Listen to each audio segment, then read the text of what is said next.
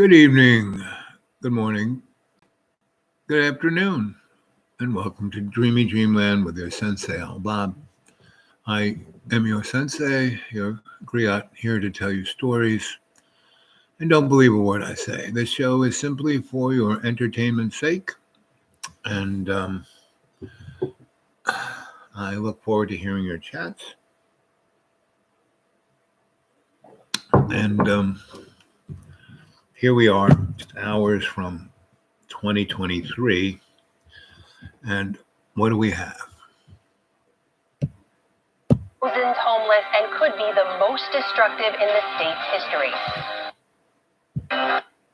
New Year's Eve's gathering, what would you say to them? Right. Well, we are headed into a really challenging January, and this is just the beginning of the rise in cases. The good news is that if we look at how other countries have dealt with an Omicron surge, it looks like a surge.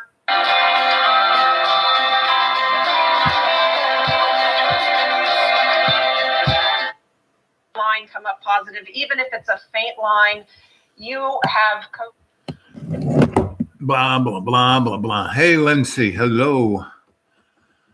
And we'll get through this, Lynn. I'm glad you're here. And here we are, just hours from 2022.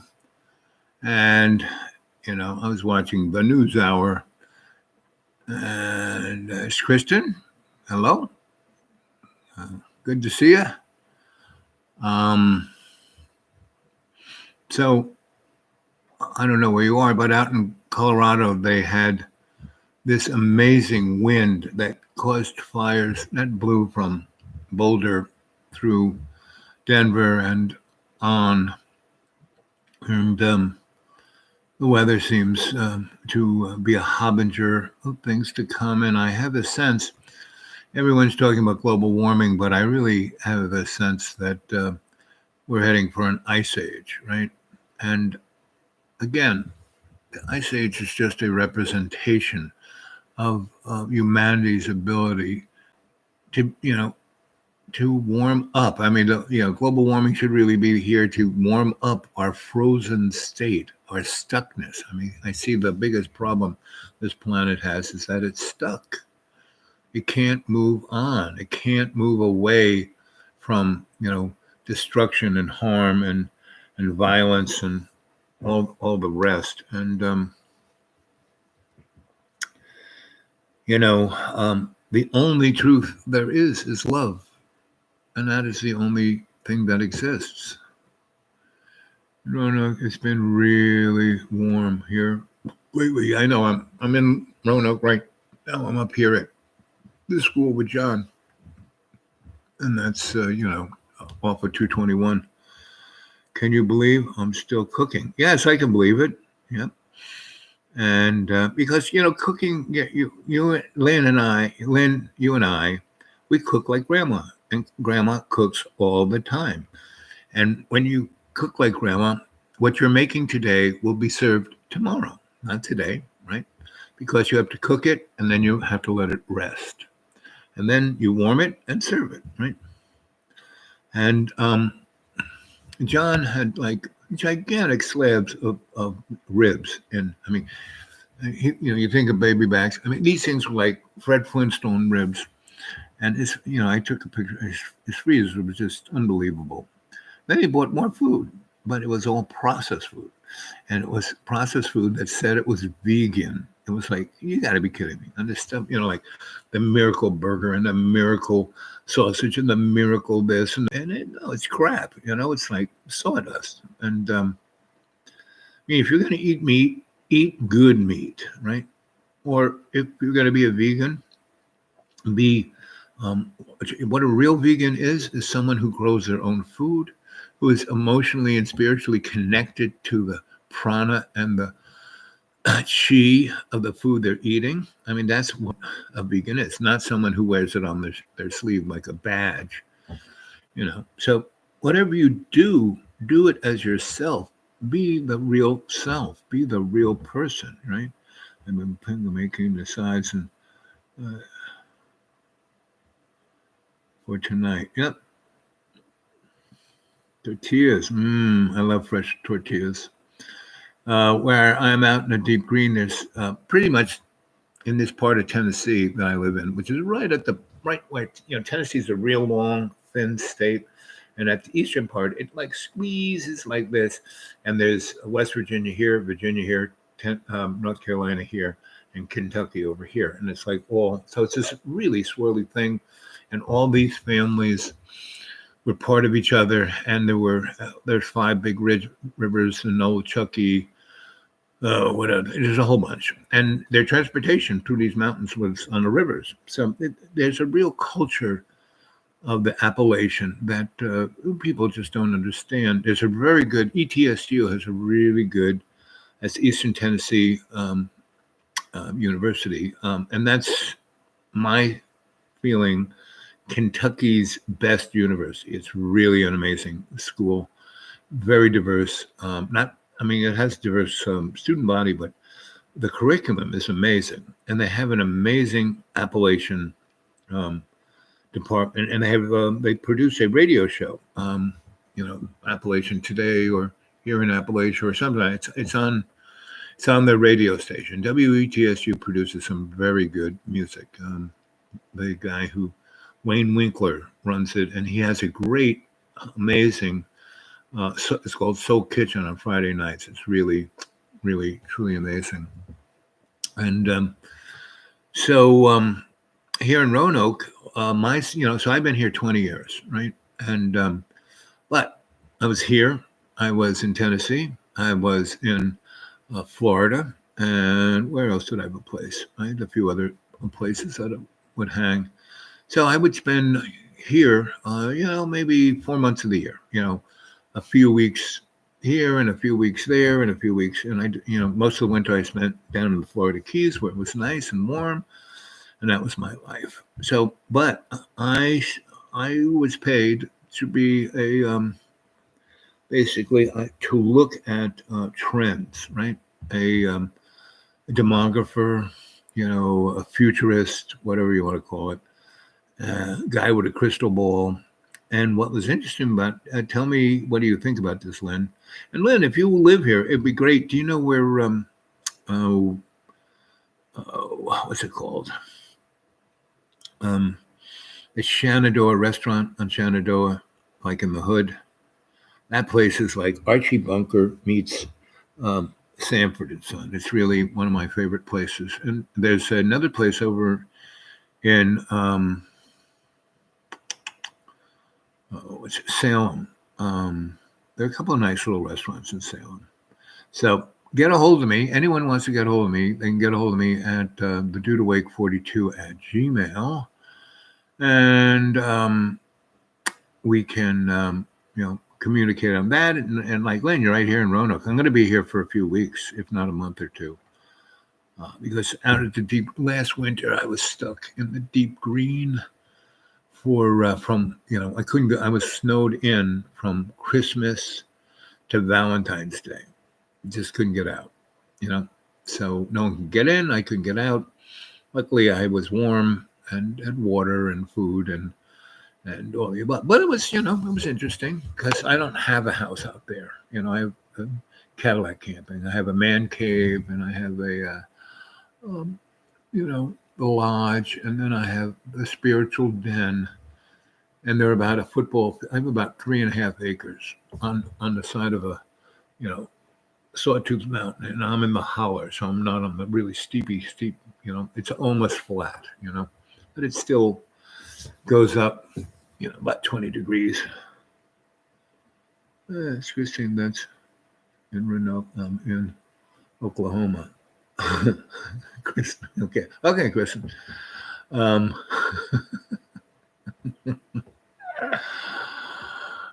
As you can see, I can't see anything, but to my mind, both of you are in my heart right here. So, Kristen, yes, why don't we have lunch?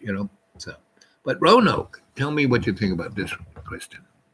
Roanoke is the microcosm of America. Every slice of the pie is here because the railroad was here.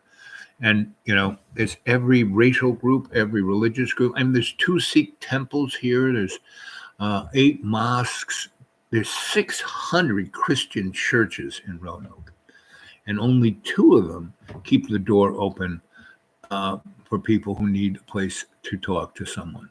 All the rest, they're open on Sunday to pass the plate. Right? Can you believe it? I'm still cooking. Yes, I can believe it. They live in Oklahoma. So where in Oklahoma? Out in the plains or in the cities, or where are you in Oklahoma?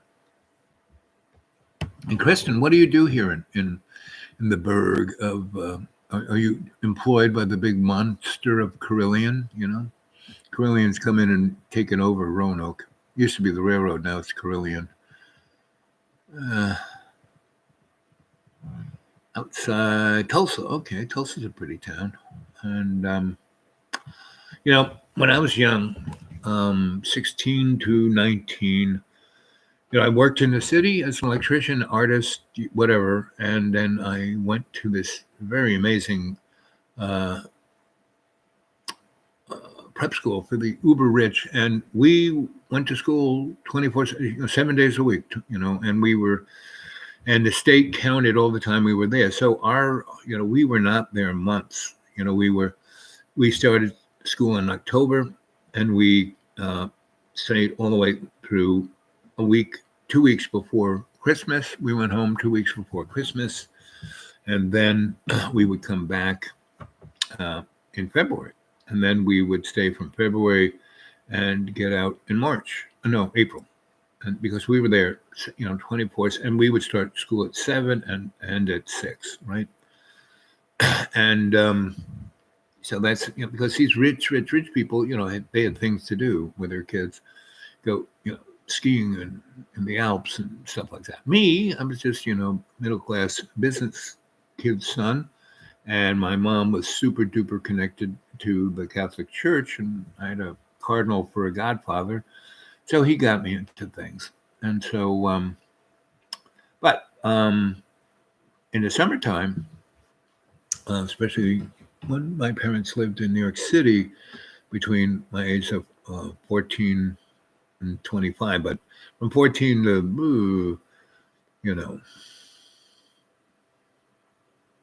know, 18, 19, when I graduated high school, I would come home, but I really didn't, because I actually, at 16, I had my first apartment. 16, I was making $600. 16 was 1966, and I was making $600 a week cash, right? And maybe 300 from my employer. But the other guys, I was working for all different kinds of people, fixing things, doing things. And I worked for real estate guys, and I would fix up buildings, and they would want someone to keep an eye on 3 or 4 buildings, not be a super, but keep an overview on these things that they just took and then renovated. And anyway, I would do that, and I got a free apartment out of that. So I was, for a 16-year-old, I was living pretty good. And so pretty much I've had that life my whole life. Like I say, I live like a millionaire, and I'm not being one, right? So I kind of cruised into Roanoke.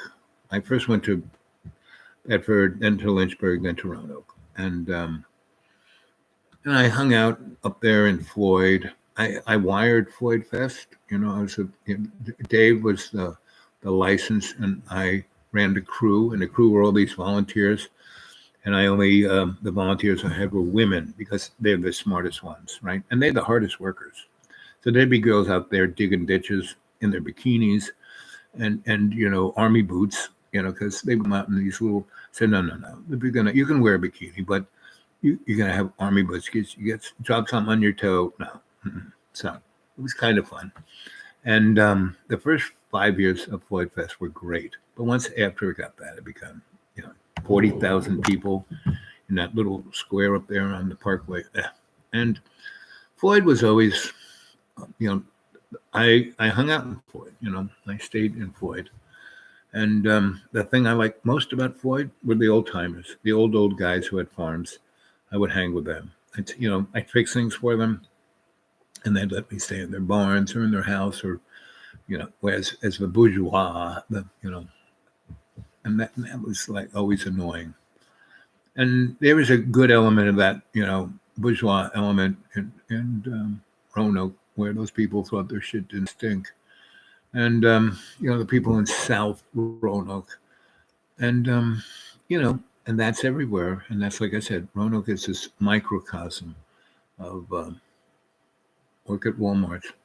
Man, I was in Walmart today, and it was surreal because there were a zillion people in there trying to get their stuff. And there was enough, like in food, ton of stuff, right? Toilet paper, ton of that. But there were certain things that the shelves were bare, and one was cat food. And and the other thing that was really annoying was I have really bad legs, and they really don't like. I can walk through the woods forever, right? I can walk along the side of a road forever, but standing on concrete, they don't like it, right? So, that's why I use the little motorized thing. But the Walmarts I was in, gigantic one, one of the super duper gigantic ones, and they had like 3, motorized things. And I walk in, and there's like 4 fat people who could walk. I saw, I was like hobbling in, and they ran like an Olympian for those carts, right? Then they had their kid pushing another thing, and they would just stack it up with stuff. And so I was getting things for John and me because John bought a whole bunch of food delivered by Kroger's, and it was like, not staples, not like onions, not like sweet potatoes, not like all the things I cook, So, I went and got that. And Kroger's makes some good bread. They make great English muffins. Thomas is like $5. Walmart's is like $1.35. And they're better than Thomas's, right? And they have really good sliced Italian bread that my grandma used to get. So anyway, I was in that place, and I didn't have a lot. I just had some stuff that was going to be perfect for this, and this, right? And for the next 5 days. That's how I buy food for the next 5 days. Now that I have, we're out in the woods, I mostly eat things out of the woods because I don't really have refrigeration. So, and I've been living out there for 20 years, and I've been living there solid the last 2.5. And back on my, here from Roanoke, so let's see. I'm not from here. I've been here. That's a diff. I'm a New Yorker. I grew up in Harlem, and then I grew up in New York City, and then I was born in Paris. When my dad was in the Air Force. My mom was there, and maybe I was inseminated in Paris, and New York. I kind of died and then came back to life. But I've been here 20 years and know a lot of people here. I'm sure I know a lot of people So, because this is a kind of small town. Are you one of the stayed with last winter? No. So I wasn't here. I haven't been in Roanoke for the last 2.5 years.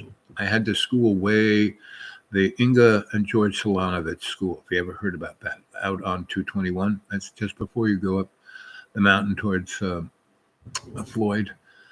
They were real famous European artists. They came here in the 50s.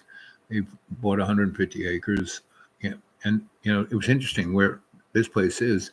It was full of black Cherokee people hiding from, the white folk. And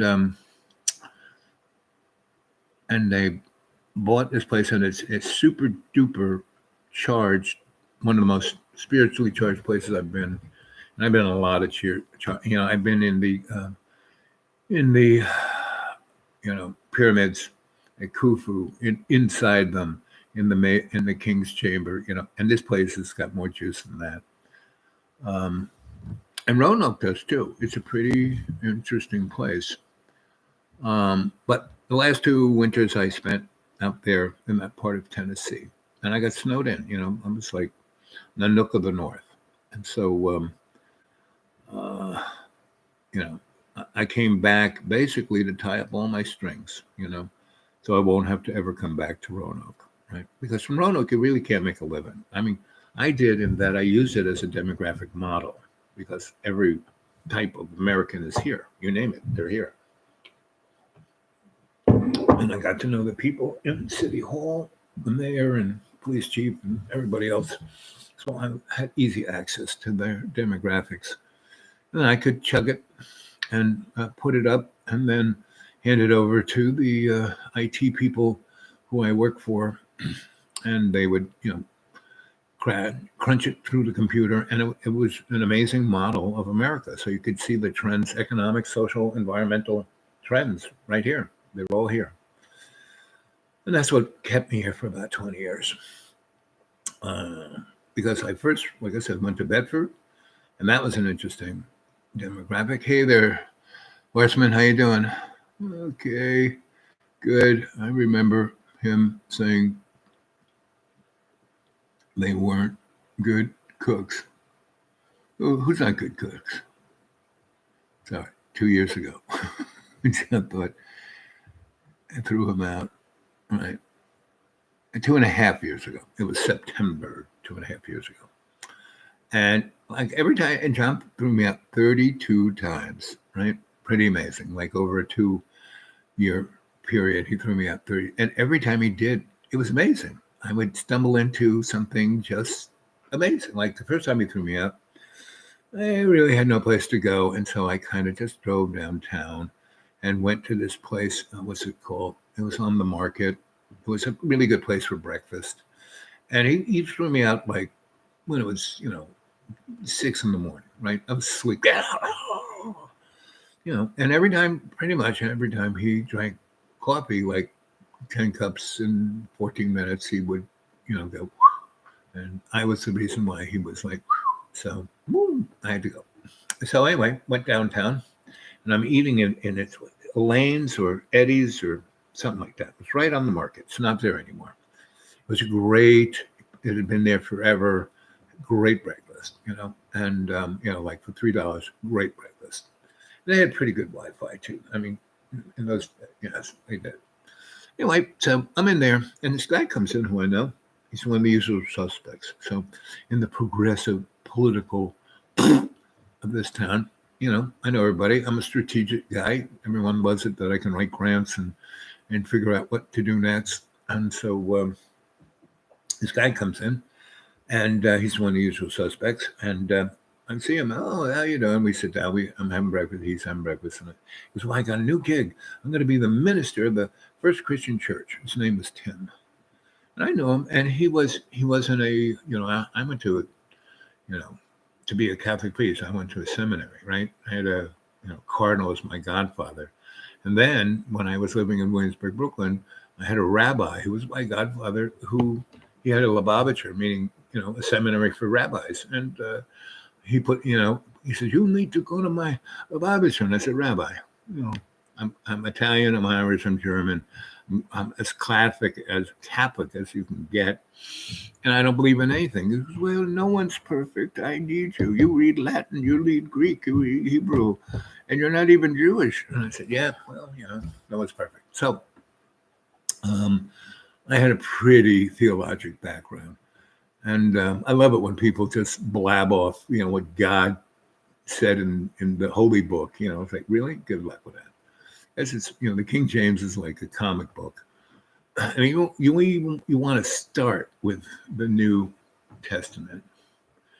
You have to read the Greek Orthodox Bible because that's where Jesus and Mary Magdalene went after he got off. He didn't go up there. He kind of went over the hill.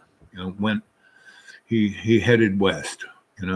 So anyway, until most Christians out there lose their mind. So anyway, this guy goes, and it's to him, it's a scam. And that's what most, like I said, there's 600 Christian churches in Roanoke. Only 2 stay open. Even the place for the homeless people close their door at 4:00. If you're not in by 4, and then you got to stay an hour, listen to some guy go on about Jesus before you get your bologna sandwich. Then you got to sleep in a room that smells like the most disgusting thing with 20 other guys, And those people at the mission.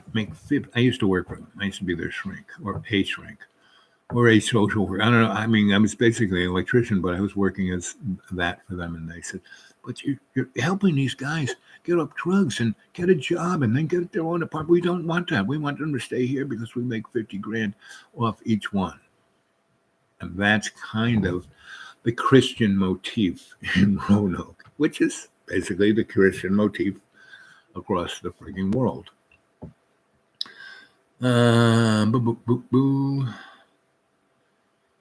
So, Horseman, I've been, cooking since, I could stand up because I was taught by my Italian grandma. So I learned that. And then I built restaurants and owned restaurants, and I've been cooking for most of my life. Anyway, so that's Roanoke. It's so I that guy goes, I'm gonna. So John threw me out. I had no place to go.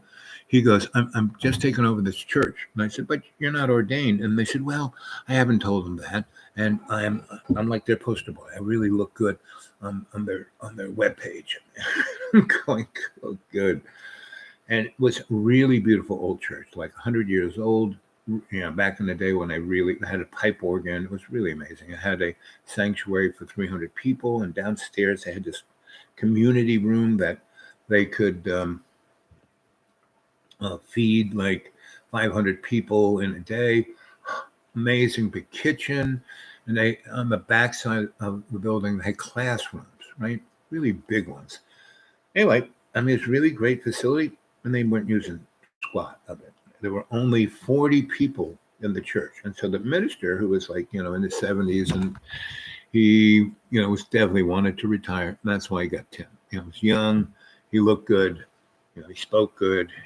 All the old people liked him, but he didn't have a clue, right, about, community, right?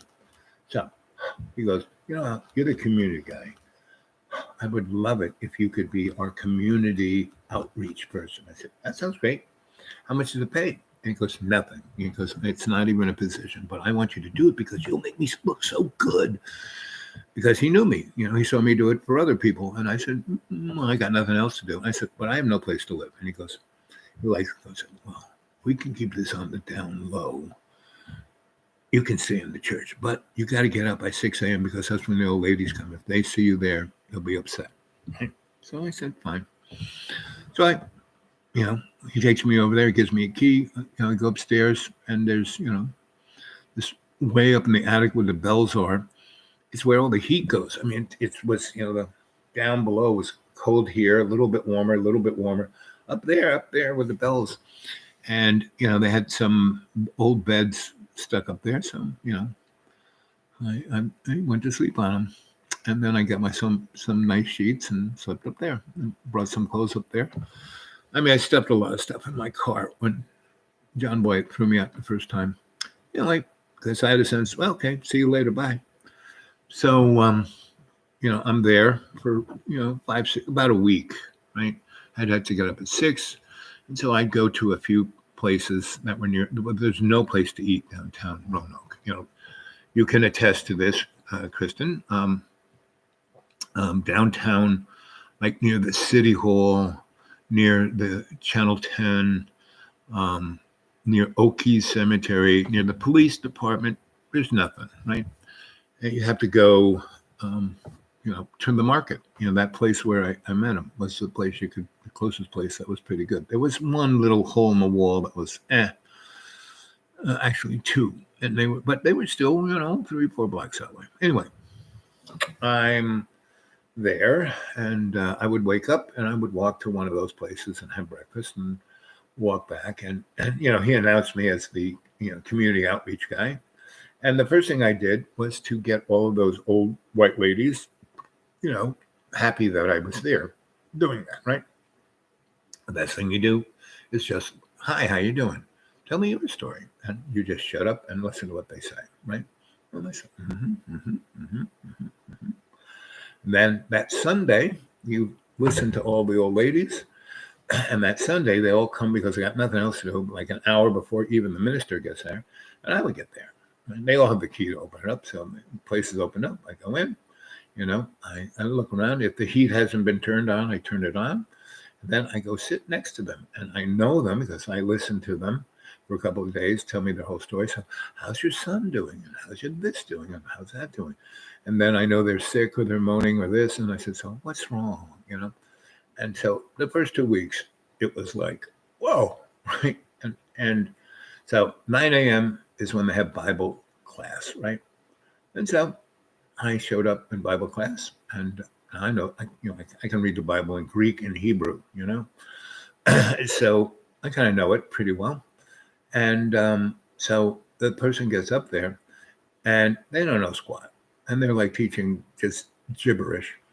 And instead of saying, "Oh, right," I said, "I don't," say, "No, you're wrong." I said, "Well, here in Psalms it says, and what do you think about that?"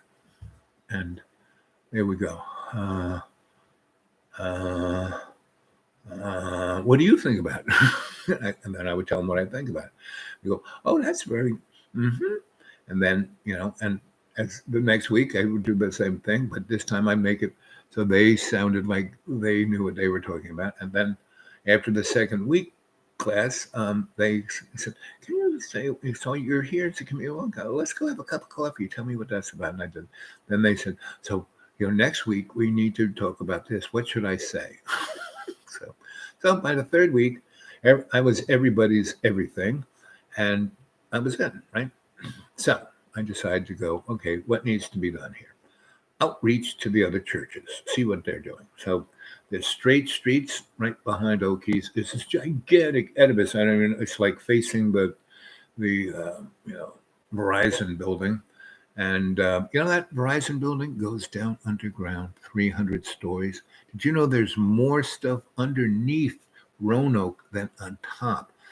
Kristen, have you noticed that for 20 years, they have been redoing the cables under the city, tearing up the streets. And this is kind of a company that always has its trucks on the corner near the manholes for 20 years. There's something, and they redid the federal building, right? And it took them 18 years to redo the facade of the building. There's a lot of really interesting stuff. And Kristen, did you notice that when they did the tower in Roanoke Airport, it took 20 years, and it's just a steel building, those kind of steel buildings that they put up, outside, for some business, and it takes them 3 months to throw it up. Well, that's the kind of tower we have, and it took them almost 20 years, meaning there's so much underground in Roanoke. It's unbelievable. And Kristen, did you know that the presidential President One, whatever they call the presidential airplane, does touchdowns, meaning it practices landings. Hey, buddy. It practices landings at the airport, but it doesn't land. It just flies in, makes the approach, the wheels touch it, and it goes right there. Tennessee.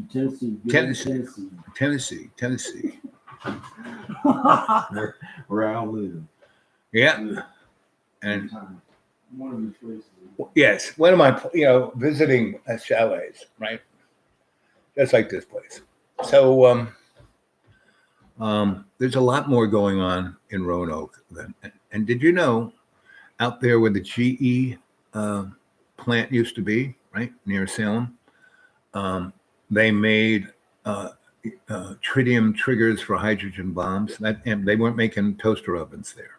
So when you drive by, it has super duper security. Any place that has double, barbed wire fences around the parking lot and the building, they're not building toaster ovens, and they have these things on the roof that are like skylights, so the Russian satellites can look down and see what they're doing. There's the START II treaty was that, both the Americans, the French, the English, and the Russians and the Chinese, all their nuclear weapons plants, they put these skylights. And if I remember being on this street in Salem, and it was above the GE building, and it was fall, there were no leaves, And I said, ooh, look at that. There's those skylights. I must be doing something interesting. And so when they got rid of, when the GE pulled out of there last year, the year before, like 2 years ago, I don't know if you noticed, the NRC, Nuclear Regulatory Commission, had trucks all around that building for at least a year, meaning they were cleaning up some pretty nasty stuff. That pretty much was in the water table. If you're a person who lives in the city of Roanoke, you probably were drinking U-235 or plutonium or a lot of other interesting stuff. And in Salem, there used to be a plant there that, who are they? What's the name of the company? But they made the electronics for the nuclear triggers of hydrogen bombs. So Roanoke has some pretty strange stuff going on in it. And gosh, Roanoke, I'm not from here. Again, I just lived here 20 years because it's a demographic microcosm of America. And I got paid to, look at trends of what's going on. And you could see, when the railroad left here, that's when I knew, American employment is going to go down the toilet, because it went down the toilet here for a good 20 years. The only job you could get was at Walmart. So anyway, I was in the Walmarts over at 220, right, the really big one. And they had a zillion people trying to buy stuff for New Year's Eve. And they only had 3 cashiers. And they only had 4 of the robot cashiers working. And there were about 1,000 people trying to get out of that place. And each of the cashiers were like newbies. They had no experience. They didn't know what button to push. So the lines were like astronomical. So I'm kind of, and I had to walk because the fat people grabbed the, there's nothing wrong with them. They like sprinted from the parking lot into where the little go-karts are and grabbed them. It would have done them some good to walk around. Whereas me, with my little charcoal legs, really hates concrete. So anyway, I get online and I did the stupidest thing. You come up to the line and there's a zillion people. So you go to the line that's the 2 lines are the shortest and there's only 6 people instead of gazillion. And one looks like, this one has like 3 people whose carts are just stacked to the ceiling. And then there's this one that has 3 carts that only have 4 or 5 things in it, right? So what do? I'm going to go to that one, right? So I get behind there. And the person who's the cashier can't even click. And the person who's in front is someone I ran into back in that John really wanted wet. He wanted Friskies, special gourmet cat food. I went there and, there was shelves, both sides. You have a whole, a gazillion different kinds of cat foods. No cat food, just shelves, right? But there was this one spot where there was one box with about 8 cans in it. And these 2 people were like just choking each other, punching each other for those. And I just kind of went up, got them put in the cart and was gone. And it wasn't until I was like turning the bend that they realized, hey, that guy just took them. We're trying to kill each other for these 8 cans and he just took them. And they both jumped in their electric go-karts and they got stuck there, right? And then they started punching each other more. So I kind of went and got a few other things. And by the time I got there, one of those people was, in that front line, unloading her, stuff. And she had this book of coupons. And she was like wanting to have coupon for this and the guy had no idea how to do it. And so he was just there for 40 minutes trying to figure it out for himself. And the manager who was, in the aid place there, was just watching it and going, and I went over to him. I said, buddy, come on, help that guy out. And he said, I'm not going to touch it with a 10-foot pole. So I had my little cart of stuff. And what did I do? I kind of moved it sideways into the other line and got out of there. And no one said anything. And I was telling jokes. So I kind of, distracted them while I was telling jokes and reading palms. I read everybody's palm. So, Anthony, let's see. What are we saying here? Let's read what the kids are saying here. Let's see. Trans community there. Let's see, back up. I'm still cooking. Yep, I still believe you're cooking. Let's see. I'm in Roanoke. I've been really warm here lately. Yeah, it's been ridiculous. Tonight is supposed to be in the 60s at night, but next week it's supposed to be 29. So get ready for a little cold weather. But it's going to be a warm winter. But soon. Have you guys ever seen? There's a guy named Art Bell, another guy named Whitley Strieber. They wrote a book called The Day After Tomorrow, and they made a movie about it. It was a pretty amazing movie, And basically, everything's really hot. All the poles are, flowing out, and everything's rising, and all of that weight kind of shifts everything to a degree. Not like everyone's earthquakes or anything, but what happens is it creates a vortex, which then brings on the next ice age, and all of the northern hemisphere, all of America, Canada, it's just everyone dies. If you weren't prepared, and it happens like that. And all of it was based on, as Mr. Fauci would say, the science, because they drill into the cores of the ice and the poles and tell what the weather was a billion years ago, and they see that, underneath the permafrost of, the North Pole, it used to be, a equatorial rainforest. and they dig up woolly mammoths or other animals, and they still got, daisies in their gut, but they're frozen solid, meaning that change didn't happen, slowly. It happened like that. And so this heating up causes this other thing to happen, and then bango, it's like a rubber band. It snaps, and there we go. Let's see, still cooking. I don't know why it's said continuously typed out. Kristen, that's in Roanoke, in Oklahoma. Okay. Got that. She's in Tulsa. Work for Walmart. Let's see. And there's Headless Horseman. Gosh, you're from Roanoke. Let's see. Again, I'm not from Roanoke. I've been here 20 years because it has been the, social and economic and everything demographic microcosm of America, and I got paid to look at that. And instead of, I used to travel all over the place to look at it, and then I realized, man, all I got to do is stay here and look at it. So I did, and I got very involved in everything. And as I was telling you, when the first time John threw me out, I got pulled into this church, the First Christian Church, really nice church, right next to Oakey's Funeral Home,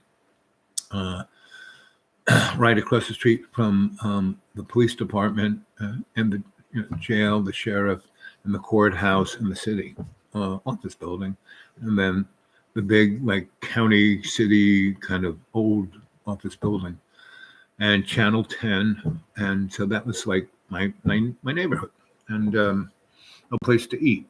So first thing I did, I went to all the churches, see what they were offering to their folk, their flock, and pretty much nothing. They just had them come in and put money on the plate, right? Like I said, out of the 600 Christian churches in Roanoke, only 2 kept the doors open. The Catholic Church up on the hill and this other very sweet Methodist church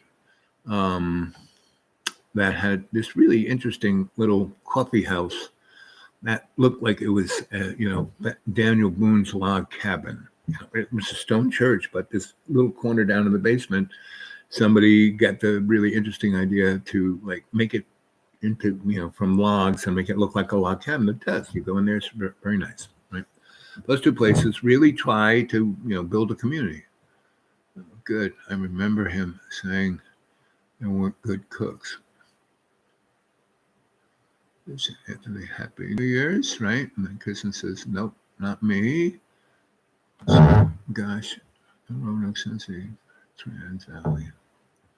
What is he saying here? Kristen Baker. Oh my gosh, you're from Roanoke. Actually, is Trans Alley and has talked about the trans community there. Yeah. That's where I'm getting.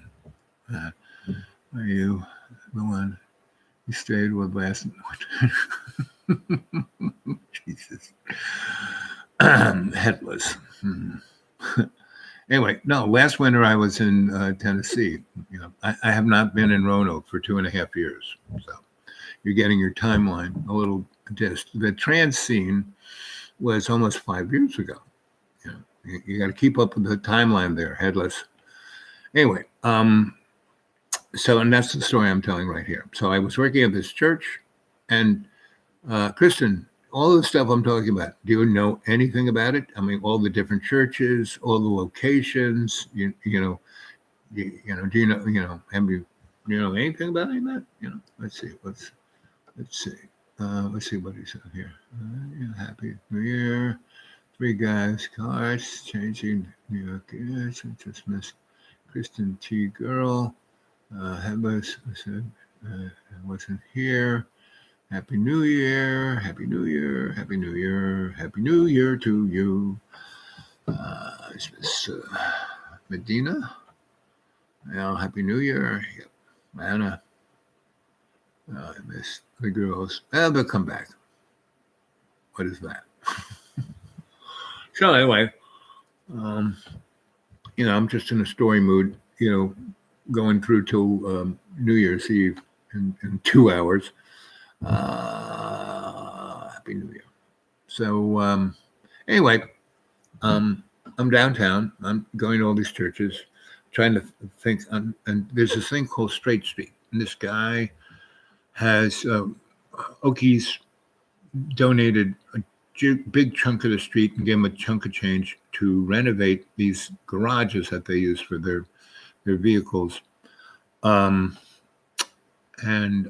It was supposed to be a facility for homeless teenagers, right? And it's really amazing facility. Really, he got $40 million. He has $40 million in assets, and he does not house one teenager. That whole place, and it's really an amazing place. It's beautiful. It's got, eating facilities and sleeping facilities and showering facilities and medical, and doesn't do anything. Period. Just looks nice. A pre-op still can't remember.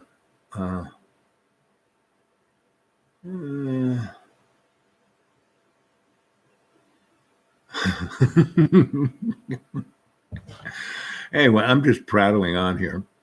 So I'm living in the bell tower of this church, and I'm trying to figure out what to do with everything, right? So I'm also over in the Black neighborhood on 11th Street and Melrose. And the Black community of Roanoke used to be quite affluent, quite amazing. And then when they put in 581, which is 220, and it's a bypass that goes right through the city. And they took out Henry Street, which was the financial center of the Black community. And the Black community in Roanoke was, like I said, quite affluent. Their high school was excellent. All their schools were, even though they're segregated, they were excellent. And the people had well-paying jobs because they all worked at the railroad or Roanoke Electric and steel. And that all died in 1984, and then was shot in the head in 2002 when the railroad moved its central office out of Roanoke into the state capitol. Are you pre-op? Anyway, so I'm looking around and trying to figure out what to do as the outreach person. So I'm over in the black neighborhood, and there's this place called the Hope Center that is, so we have Goodwill, we have the United Way, we have a thing called TAP, Total Action Plan. We have a thing called HAT, Homeless HAT, HAT, Homeless Action, whatever. And then the mission and about 4 other useless entities, right? And they all told, they gather about $300 million through grants and do nothing, right? I mean, the United Way does have the stores I can buy a toaster at for $3. That some rich person had bought it for like $70. So, I mean, that's okay, but to really help people, not really, right? But this place called the Hope Center was like doing more. This one lady with no money rented this building, and right in the middle of the poverty center, right? Do you know what that is? What's Miss Roanoke? Which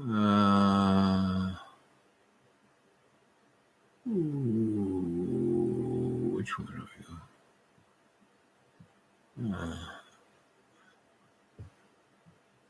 Kristen, right? Kristen, you're still with us, Kristen? Yes, Lana. Happy New Year, Lana. Love you, baby. Love you all, every single one of you. So anyway,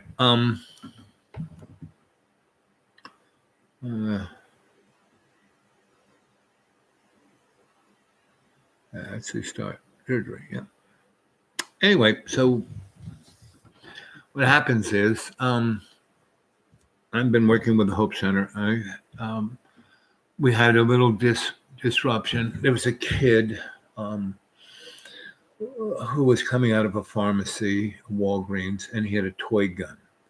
And he was 12, but he was black and he was big. And, if you kind of squint your eyes, you might think he's 25, but he was just 12. And he had a toy gun, plastic toy gun. Didn't really even look like a gun. It actually had a orange front. By law, it says you have to have this so police won't think it's a gun.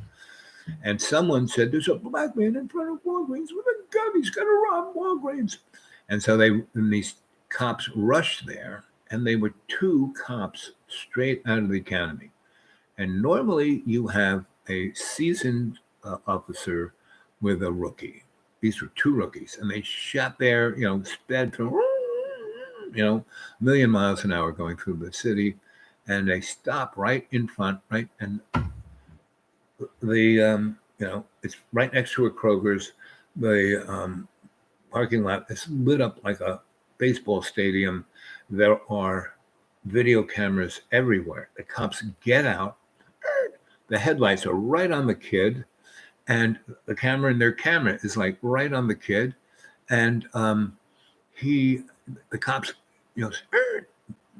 doors fling open. They're behind their doors with their guns drawn. The kid kind of just looks up at them, and both those guys unload on the kid. Shot 32 times, meaning first they empty their magazines, then they reload and shoot him some more, right? And he is, the ME's report said death by lead poisoning, right? So that upset the folk over there in Melrose. And they're about to burn the town down because the economy this is like, 2015, maybe. So,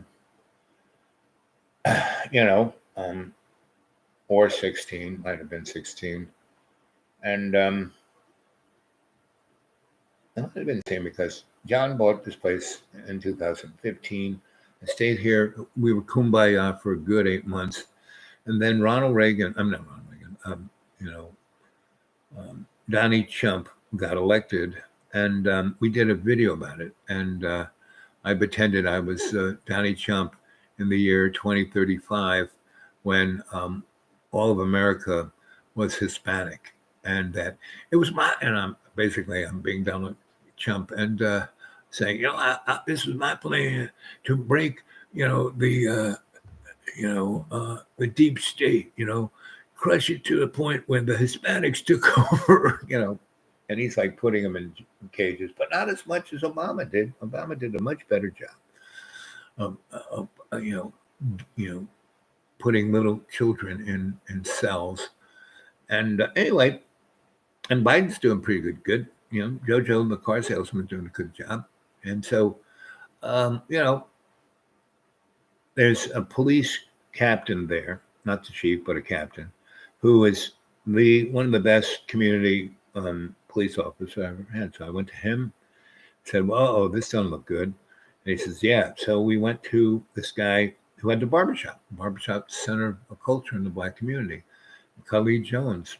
And so we talked to him, and I went there first, instead of bringing a policeman, I went there first, looking like me, and I was a mess, I had these metal clamps on my legs, and I was walking with a walker, and I was wearing a woman's hat, and I had, my hair was like out to here, right? I looked like Albert Einstein on acid. And I hobble into this, and there's like 30 people in there, 6 chairs, people waiting to get their hair cut. And I kind of, basically hobble in, and the music stops. Everyone's like looking at me, talking, and Kelly looks at me and he goes, "What do you want?"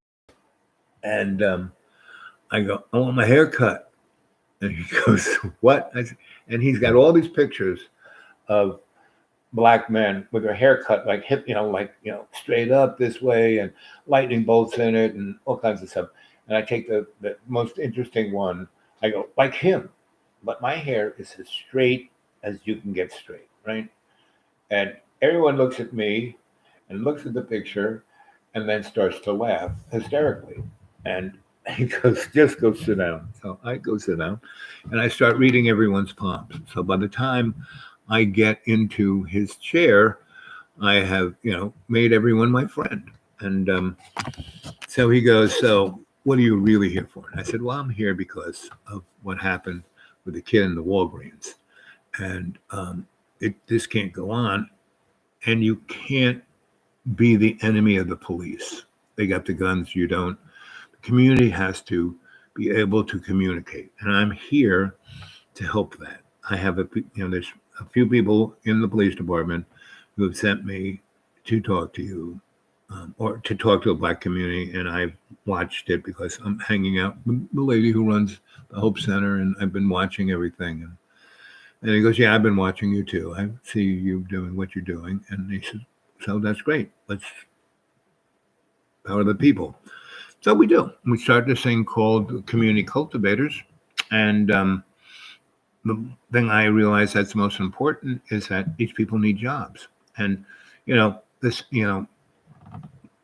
United Way has a job fair once a year over at the Civic Center, and they do it on a weekend. No one shows up because the people who could give jobs, it's Saturday. They don't want to show there to give a job, right? So strategy I pick up is like, we're going to go get 100 jobs, real jobs that the people hire, they will go to work Monday. And we're going to have our jobs fair on Friday because all the people who work for these people are going to give them the jobs that day they work, they get paid. And so they'd be much happier to, go sit at a table and talk to people in the shade and drink lemonade than, doing their job. And so we do. And we run it, and it's a great success. 100 people get a job, a real job. Not like $7 an hour, but like $12 to $20 an hour, right? And I, being the demographer that I am, take all the numbers, everyone's name, every job, every this, every that. And we closed down 11th Street, and I got the city to put buses there because they're air conditioned, and we're doing it during the summertime. And it was amazing success, and it got so much street cred. It was amazing. So the 4 or 5 of us. So we're on this TV show on Channel 10, and there's these 5 Black guys in nice suits, and I'm wearing a pink woman's shirt and a woman's hat, And, I got my walker over here and my legs are in these metal clamps and I'm wearing, blue shorts. And I'm actually not sitting, I'm standing because the way my clamps work, that it's sometimes easier for me to just let them hold me up. And so, we're being interviewed and I'm like in the background. They're all sitting at this table being interviewed by the Channel 10 person. And I'm back there, right? And, it's like on one of their sets and I'm back there and we're talking. And every so often they turn to me and say, Al, why don't you tell them about blah, blah, blah. And so I do. I tell them about the demographics. I tell them about this, our whole structure and our strategy and what we were doing. Well, they're talking about the community and this and that, and mostly talking about themselves. Me, not so much. And then, after I answer a few of these questions, they ask, Khalid, our leader, who is that guy? And Khalid kind of looks over at me. Oh, that's Al. And they go, Al? What? And he goes, well, he's kind of like our Papa Smurf. He's like our spiritual leader. This wouldn't have happened without him because he got there's us 5 people basically hate each other and could never work together. He got us to work together and now we can work together, So anyway, that was the most interesting thing about that. So that kind of gave me kind of an access to, then, I knew the mayor, I knew the police chief, I knew a lot of people. And so, I went to them. What did we do? I went to all the churches. What are we going to do? And the bottom line was, okay, so there are a lot of homeless people in Roanoke, a lot. I mean, more than most people know. We have this thing, the Star. The Star is right up near the zoo, and both those things are right up near the Blue Ridge Parkway and the Appalachian Trail. And so back in the day when the railroad was there, people, would ride the rails. So a lot of, hobos would come here. And all these organizations that would feed you kind of, or take care of you kind of, but not really, not to change your life. And, between, community cultivators and also there's a guy named Mark Powell who started Roanoke Gardens. He put 9 gardens in all of these, poor neighborhoods to grow their own food because there were no supermarkets. So they were like food deserts. There is this, market in Roanoke and it's in all of the poor neighborhoods. And all they sell is cigarettes, beer, and potato chips. And they have these signs on front of their buildings called Fresh Market. And it's got pictures of tomatoes and carrots and lettuce. And there's just not a single, I once went in there and asked the guy, so where are the vegetables? And he pointed to the potato chips, So that was kind of, that is kind of Roanoke still today. And so, back at the church, what I did was, okay, what are we going to do with this? What's needed? And I went around to all the churches, and they didn't want to do anything except collect money and be a nonprofit entity and not have to pay taxes. Basic scam. And the things that were, Goodwill and all those guys, they didn't want to do anything other than what they did to, write grants. Like TAP took this building called, what's it called? It was the Black Center. It was a hotel, the Dumas. And there are many Dumases, not just here, but along the Chitlin Circuit. The really fancy black hotel was called the Dumas. In Philly, New York, Chicago, DC, New Orleans, Miami, there were Dumases, and Roanoke. Because Roanoke was one of the cultural centers in the Black community of America. Poetry, music, theater. And Dumas was, had a theater, but it was also a hotel with rooms, real fancy ones, a big fancy dining room. And TAP bought it, didn't buy it. The city sold it to them for $1. and they got $50 million to renovate it. And they tore it all apart and destroyed it as the black building it was and built it back up as the white man's place. And there was no theater. There were 40 little offices that were maybe 8 by 12 boxes with a door on it and maybe a window in one or two of these things. But each one had a brass plate saying, the Women's Center for blah, blah, blah. And TAP would get $2 million for the Women's Center. And if you know about writing grants and getting monies from different entities, if you have bricks and mortar, that's something look at that. They got a place to do this thing at, right? And if you own the bricks and mortar, well, good, they need money to keep up the facility that they started. Well, TAP did it with, the guy who ran it was a OSS guy who worked for the State Department, basic spy. And he, looks, old guy, but he's I knew him pretty well. And we would talk about stuff, and I knew stuff. And I said, so what do you think of this? And he was, oh, yeah, I remember I was in Tehran and we threw that government over. So that's the guy who started TAP. And, his paycheck was a couple mil. And all the other people in his organization were getting a good salary too. And they were collecting real estate. And that's the nonprofit motif. So Carillion, this big, gigantic hospital, NGO, HMO, any alphabet you want to put on it. And they bought up, Roanoke, on the cheap, and then did the same thing TAP did. Built all these buildings, have tremendous amount of grant money coming in, and plus charging an arm and a leg for healthcare. That's really, I have to say, they took care of me, right? And they had top-notch everybody. But I had to, go through their system and like read every doctor's palm until I could find the guys who were going to take care of me and not kill me, right? They have all the toys, all the tools, all the, things to X-ray you and CAT scan you and MMR you and everything else. But you, the patient, had, like one time I got a really bad infection, and I had to really, meaning I went through their, prescribed thing, I'd be dead. So they wanted me to go to urgent care, but like next week. And I said, no, this needs to be looked at right now. And they said, well, if you go to an emergency room, you'd just probably be in the waiting room until next week, right?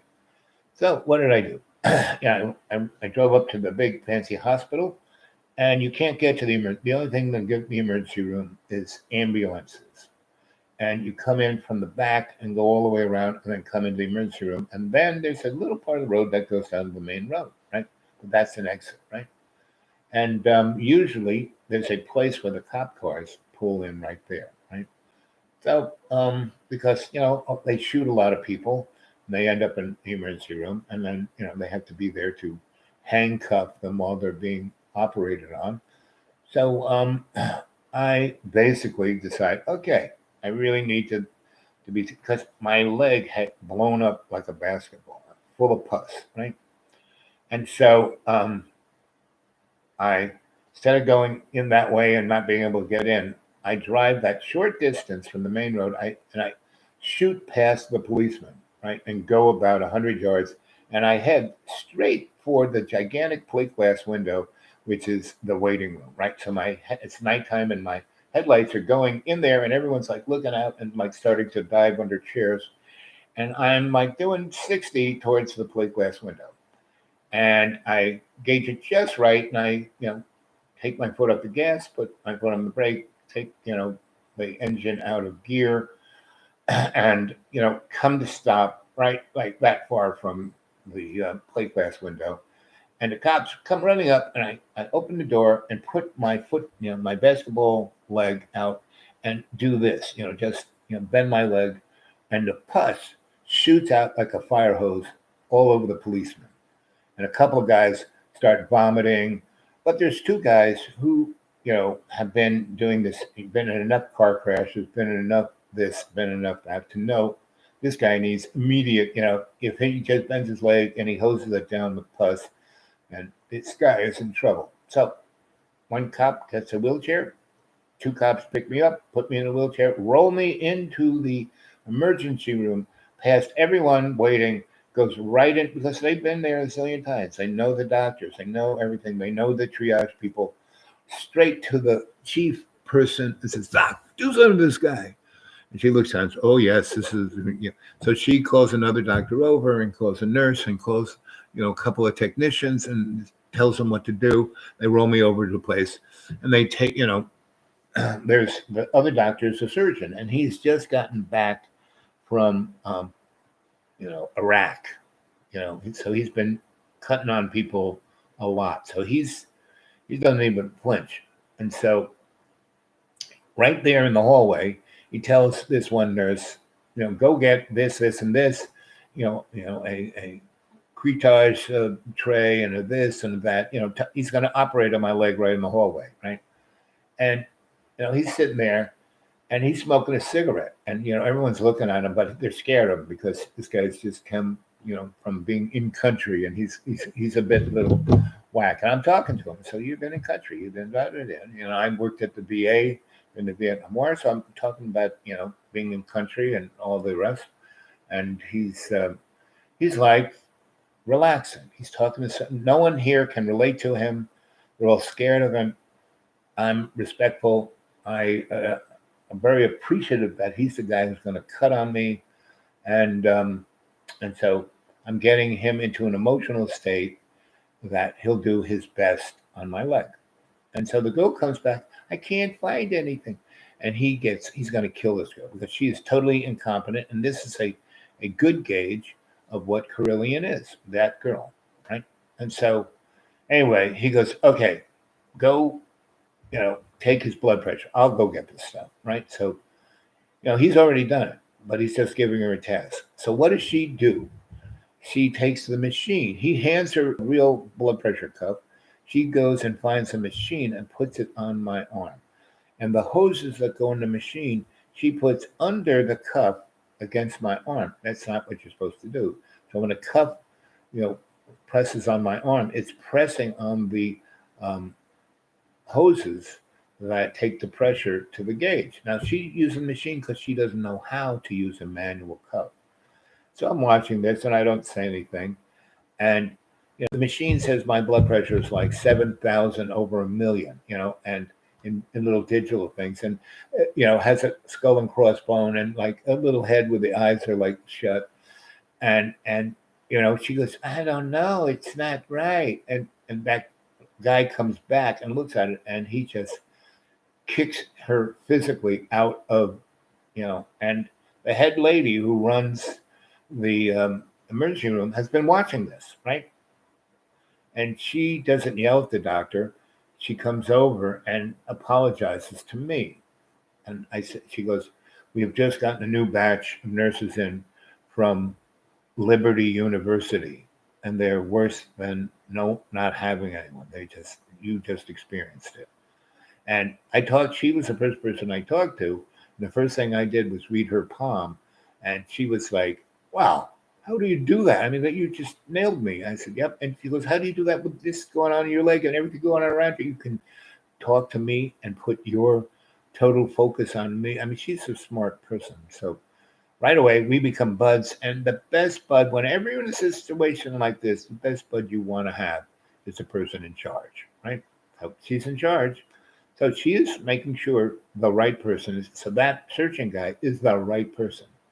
And we talk later, and she goes, "Yeah, he scares everyone, but I know how good he is."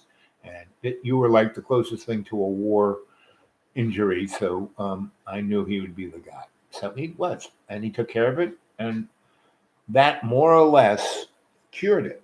But they kept me there because they were scared that I was going to get a serious infection in the bone, and then if that happened, well, bets are off. They'd have to start cutting my leg off. So anyway, so she makes me stay there overnight, but they don't have rooms. I have to, stay in the hallway, right?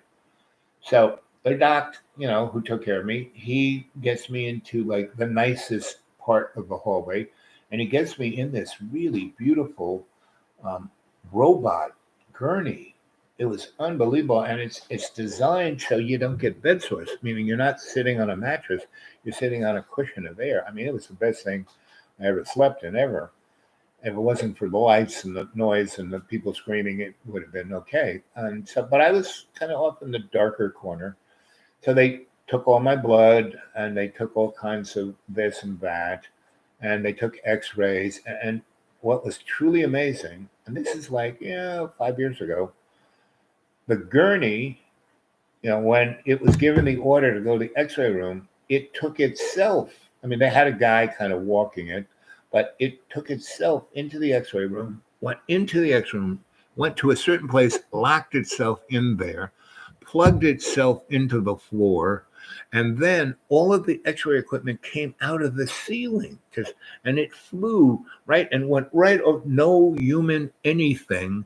Put in the plate there, because the plate was in the gurney itself, right, and my leg was on this pneumatic pillowy kind of thing, and so when they wanted it to be on one angle, they moved the head of the X-ray machine this way, and then the pneumatic little thing would push my leg and hold it firm and take that. Totally robotic. And that's when I said, okay, like within 10, 15, 20, less than 15 years, basically all medical procedures will be like this. That way they don't have to depend on the moron from Liberty University. And also depend on the guy who is basically psychotic from being in a war zone as a surgeon, right? So anyway, so I'm learning also, and I'm now everyone, since I'm there for at least 20 hours, or I'm going to be there for 20 hours, everyone and his brother comes visiting me to get their palm read. And like from the chief top guy to all the people who are in charge. So the orthopedic surgeon, chief guy, right? So he goes, we're going to do, the guy's operated on you. He's cleaned it out. You're 89% sure that you're okay, but we have a couple other procedures. And I said, so you're going to have to do a bone marrow exploration. And he goes, yep, that's the one. That's the little, you might not like that one. But I said, no, you need to do that because that's the only true, sure way to make sure that, I don't have really a bone infection. He goes, boy, were you a doctor? I said, well, close. So he goes, I will either do the procedure or my best man will. And I said, okay, sounds good to me. He said, he'll do it in about 3 hours, and it won't be too many people around. And we're going to take you into an operating room and we're going to do that. We're going to make sure that what, Dr. Soldier Boy did, was, and I said, well, great. I mean, I said, I have total faith in that guy. He was truly the man. So more and more people come. The head of psychology comes, the head of this comes, the head of that comes, which is great because later on, I kind of, need these people, right? And so they first get, introduced to me, in this situation, where I'm, in the uber stress and still getting along, right? So they do that. And so in a couple hours, and the lady who's head of there, and she sticks around. Her thing kind of goes off. I said, "Don't you have a family or home?" She goes, "Nope, this is my, I actually just kind of live around the corner, and I'm just going to wait around to see what they do with your procedure." I said, "Well, thank you very much." And she gave me, I don't know what pill it was, but boy, it relaxed me and just, made me, okay, no problem. Yeah, whatever. So, time comes and this guy comes in and he is, the number one guy is, a player. And so he looks at my leg and he's like trying to think which way to go at it. And he takes this kind of needly thing, with a little scoopy thing, and he jabs it into my leg, and he doesn't get to a place where he can get into the kneecap, right into that between those two bones. And anyway, so he does that 5 different freaking times, and every time he does it, it hurts, and it bleeds, and it gives an opportunity to get infection. And I say, fucking moron. I say, right to his face. And the head lady of the emergency room is there, and his boss is there. I said, fucking get out of my way. And I take and he used the same needly thing where protocol means every time you enter into somebody, you should use a new sterile instrument. So I, off the table, take a step, put gloves on my hands, get it and do it myself, scrape the stuff out, put it in the thing and say, here, motherfucker, get out of my sight, And I said, I'm not giving you this. Where's the guy who took my blood? He knows what he's doing. And so he comes in and I go, here, protect us with your life. I don't want to do this again. So the, head of emergency medicine and the head of orthopedic surgery are over there watching. His career is just, and they come over at me and apologize profusely. I said, no, it's okay. And the guy goes, I've never seen anyone do that procedure on themselves. I said, well, I know where it was. It's my leg. I kind of feel where it is. What better person? He goes, have you ever done anything? I said, yeah, I was an EMT. I did airways. I did all kinds of cutting on people.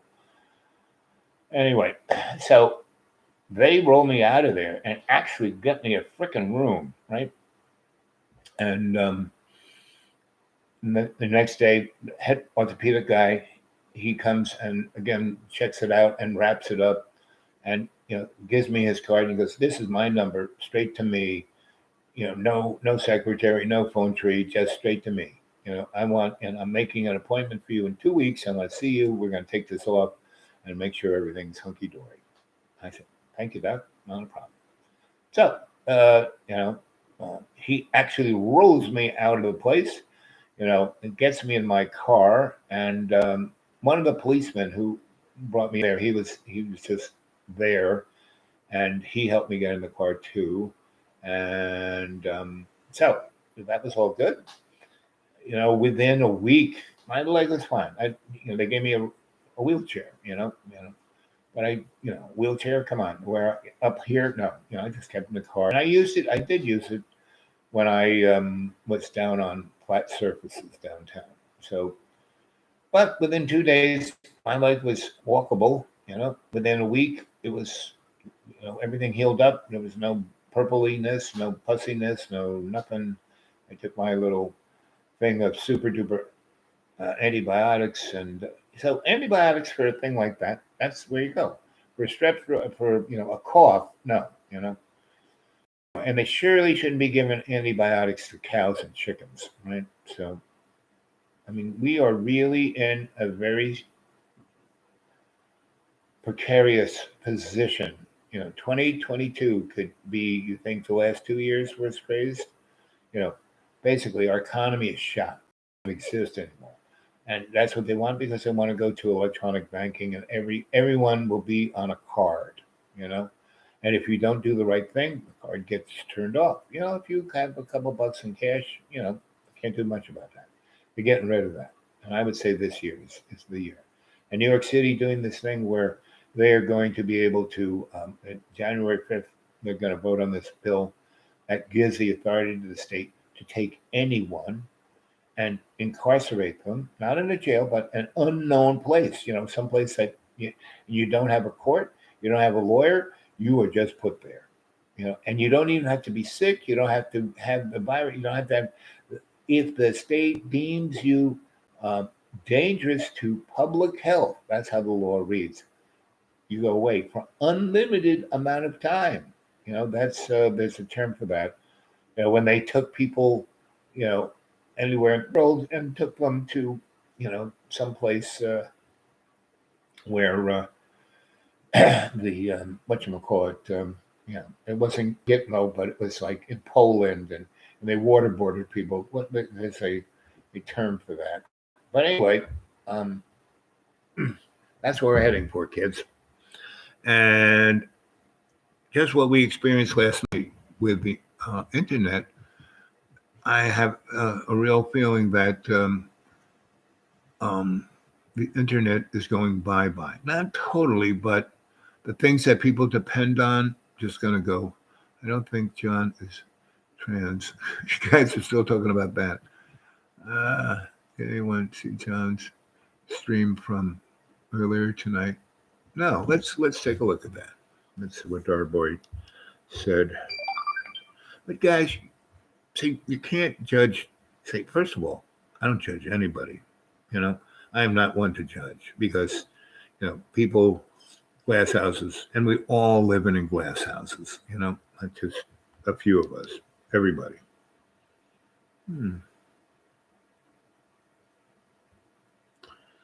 But the bottom line is, John is a guy you can't, to judge him is irrelevant. Let's see what our boy has said. And here he is. Happy New Year. This is gonna be big, boys and girls. This is gonna be big. This is gonna be big. God and Jesus. This is going to be big. The 100-pound dumbbells, hammer curls. Unless I get really a bunch of energy, maybe I can't do it all. I thought I'd have a bunch of energy and really get to do something big and cool, but I gave up. I didn't want to be that big in nature. Instinct. The stink of a man's butt, a little tiny bit enough to smell his odor. Instinct. Because it's cool. It'll wipe all away. That means Tool it's said not- he is the people's saint of truth. You taking notes on this? Because for some reason, I'm supposed to be the teacher. When I'm really supposed to teach my children. God wants me to teach my children. I have applied to teach at so many colleges, universities. I can't teach at a high school. I cannot teach at any middle school or high school. I mean, he represents the everyman who's in trauma and pain. That's what John is. So to talk about him, and I can talk about him as a character in a theatrical, opera, which is life, and it's everyone's life. Shakespeare knew that. Hamlet is all about that. Hamlet is a guy who realizes he's on the stage. And he has to deal with tomorrow and tomorrow and tomorrow, and that's what John is. John is Hamlet. And he doesn't know what he thought that he'd be. On the stage in the spotlight. The rock and roll star, movie star, whatever star. But, bottom line, who wants to be that? It's not a life, So, but he doesn't realize it. It's because he has no experience, because he has been, as many folks as this society does to people, they shock them. And it doesn't take like, being in a war zone to get shocked. You can be in third grade and get shocked, and you can be in high school and get shocked, and people get stuck. All they can talk about is how the gym teacher in 5th grade treated them like they were fat, and then they're stuck about being fat, and that's like a good portion of the population, or how they look, what clothes they have. Why do you think the way I look and wear? It's like to just say, I don't care, because whatever I put on my body, I got this thing out of garbage, so with this, and it looks good on me. What can I say? And but most people are fearful. They couldn't do that. I mean, this thing is so warm. It's got fleece on the inside, and nice wool. It's got a nice hot collar and a zipper. When I zip it all the way up, it's like covering me. And somebody threw this away. It's like, all I did was throw it in the washroom. It's like brand new. But people worry about everything, what their car is, does bobbity boobity being, or they can't, to the point where they become agoraphobic and can't even go outside, So don't judge John. I talk about John because he, as a social scientist, he represents so many bullet points on the social thing. And what's coming up in 2022, they're doing this. What is happening to John is happening to a large portion of the population. And the hidden hand, they have this. It's like scientific. Mr. Freud and his nephew Bernays had this thing called the Tavistock Institute, and it was the center where they took psychology and developed modern advertisement and propaganda and crowd control and community brainwashing. Now, some people are somewhat susceptible. Now we're in a wash of EMF, right? Cell towers, radio, TV, people's Wi-Fi's, our whole and our bodies are an electrochemical device, and we're being lit up, So there's, at least 40 to 60% of the world population that can be turned on and off or told what to do. People are talking about they hear voices. Well, they're not psychotic. They actually are hearing voices like coming into them on, radio. I mean, I remember when my mouth was wired shut, I had all this metal in my mouth. I used to hear things. I used to hear WABC. I didn't hear like, anything, like a dog telling me what to do, but I heard that. I heard, rock and roll over the wires in my mouth. So I know this is true. From field experience, and so that's why I've been in Roanoke for 20 years, and that's why I'm here now, and why I'm staying at John's for however long I can stay at John's. I have other places to go. I have plenty of places to go, but I want to be here because John is my friend. And John has actually moved forward, and maybe if I can get him over the hump, he can let go of all of this crap, right? But it's like my mom would always say, and I keep repeating myself here on the show, you could drag a horse to water, can't make him drink. And I keep telling people, and when I tell John things, he doesn't analyze them. He just responds to what he thinks this, King James said, when I said, listen, you are the disciple. Oh no, everything's done by God. And I just have to be on his good side and he'll make everything work out. I said, no, life doesn't work that way, buddy. And he doesn't want to believe that. He wants to believe if he prays to Jesus enough, his family will come back. But no, not going to happen because no one, in essence, John only thinks about himself. But pretty much in the sociopathic world that we live in, based on materialism, Marx's dialectic material was all about self and stuff. So when that's all your base cultural, economic, spiritual thing is, you're not thinking about anybody but you, and your life is not about you. It's about the we and me, right? What are we saying here? John, let's see. Did you? So I saw John pumping iron. That was interesting. Yes, but I've been watching that for years. He's got pretty big muscles there, and if he could only put that kind of and sex, it's irrelevant. Sex. Men and women are Homo sapiens sapiens, right? The little bits between their legs is just the mechanism for reproduction.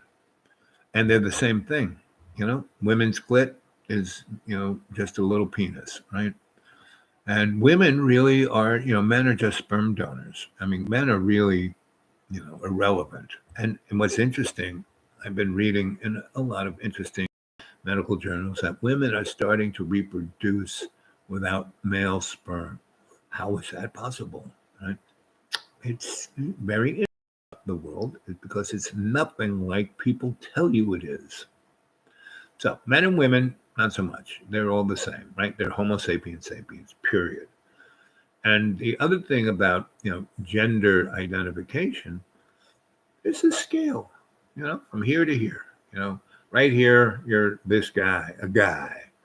Here you're kind of cutie girl guy, and over here you're manly man, like nuts man, And what you're looking for is what the Greeks call homeostasis, balance of the whole system. And that's why I'm alive.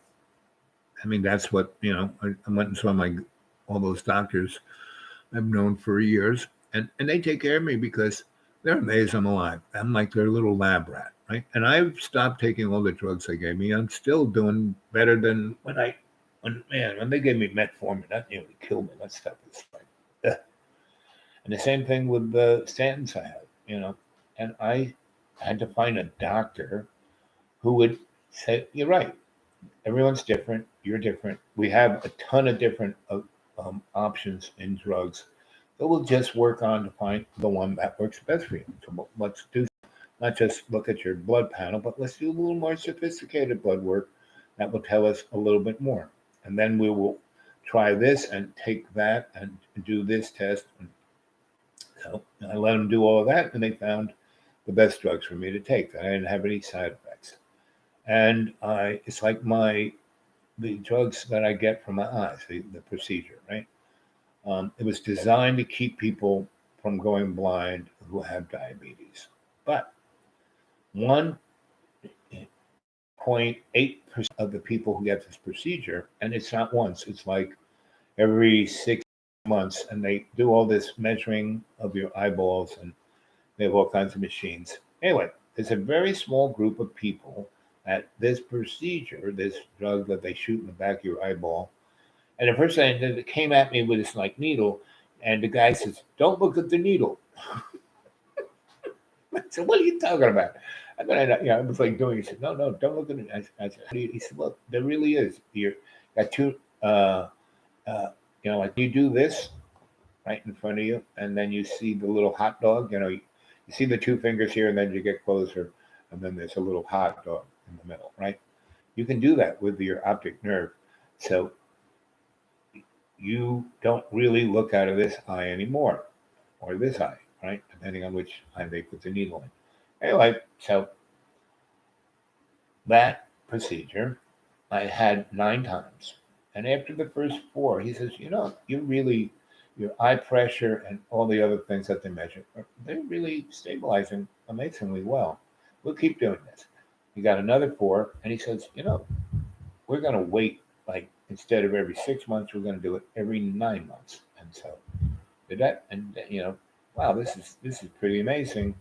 You are in that 1.5 of the 90 of the 100% that gets this procedure. You're in that 1.5 that your eyes are actually healing, getting better. I mean, they're never going to be what they were when you were like 22, but you're not going to go blind.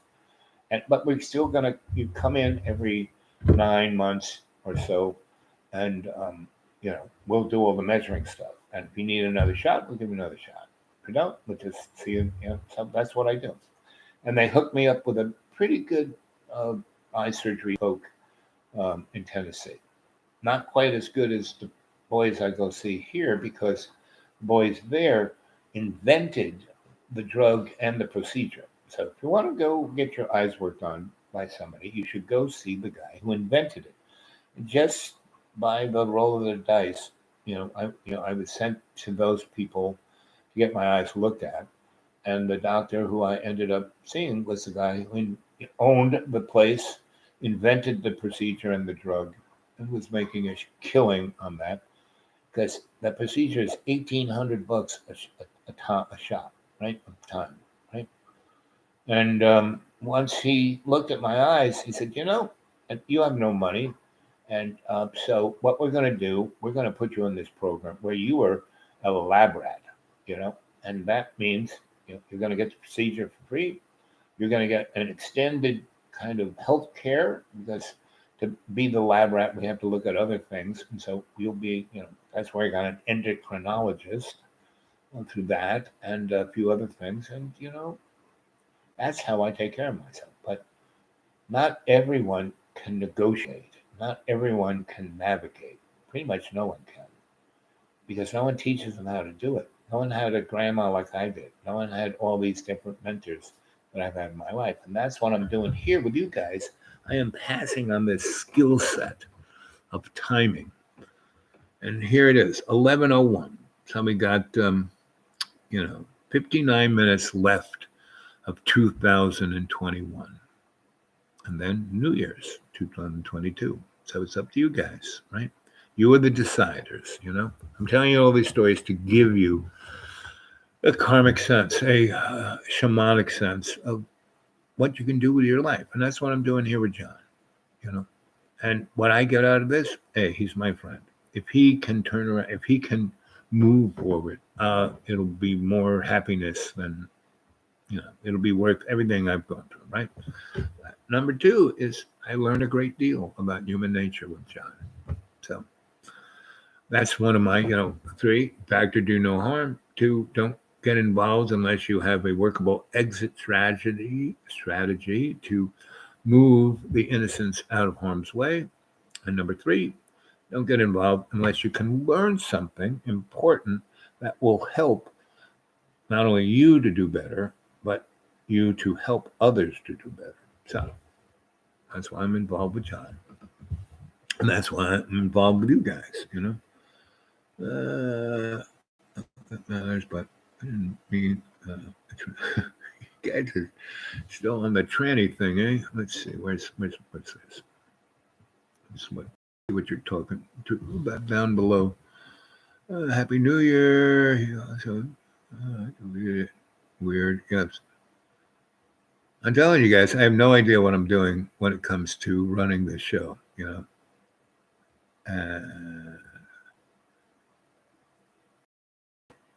Yep.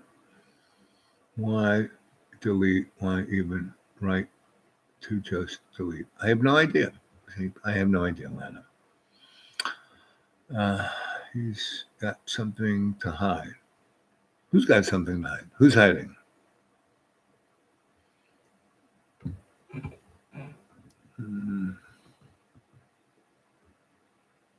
I don't remember asking anything about anybody.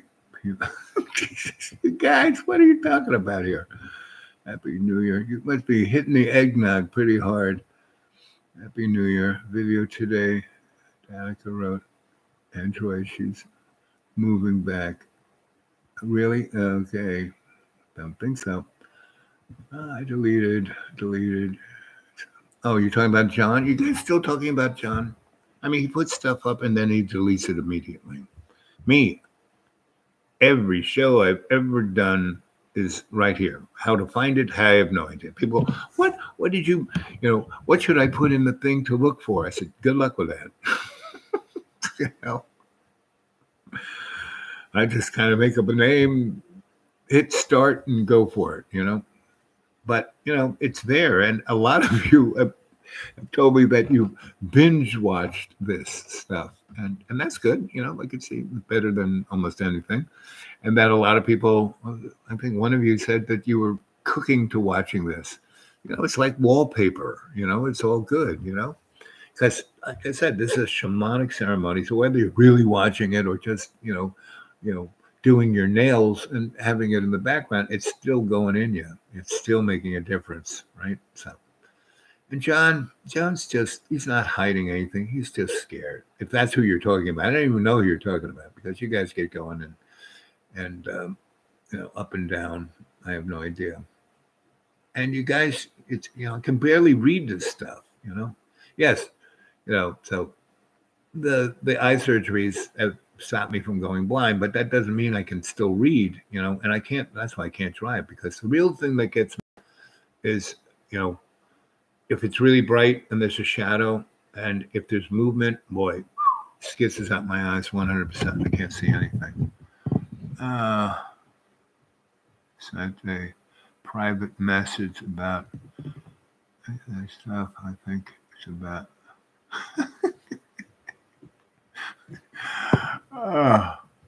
None of that is ever, like I said, sex is just about reproduction. It's a biological thing about reproduction. And I, it's fun, when you find the right person to have it with, it's fun, to be driven by it, and to masturbate, it's okay. Sometimes you have to, you got a lot of built up, you need to release, it's nothing wrong with it. but doing it 20 times a day, and the thing's going to fall off, you know? And, it desensitizes you, you know? Right now, I'm in my 70s, and yes, women find me interesting and attractive. You know, who knows? Who knew? And I have these things that are what I call affairs to remember, you know? And they appreciate that too because I treat them more special than anyone has. And then I'm their friend. And if they come back in my neighborhood, they're friends with benefits. But there's none of that high school, oh, the only one, blah, blah. I've had the only one, and she died in my arms, you know. But that doesn't mean that you don't get horny every now and then. Who is Jay? You guys are just going on and on about stuff that I'm going on and on. I'm just telling a story. So we're like two bookends, right? Getting ready for New Year's Eve, which is coming soon. What do I have to make noise? I'll be right back. Anyway, I need to walk. 1, 2, 3. 1, 2, 3. Oh, baby. Oh, you hear all that cracking? Bring on the cracking.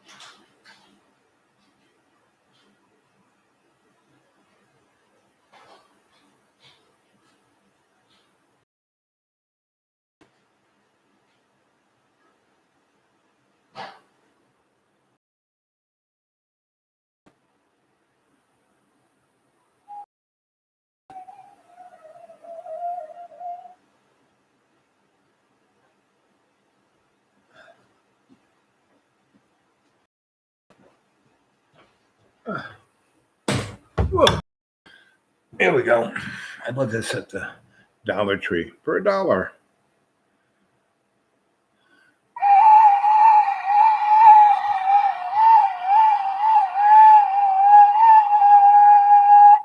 Doesn't seem that no matter what hole I push, it makes a difference, but it still makes a semi-pleasant sound.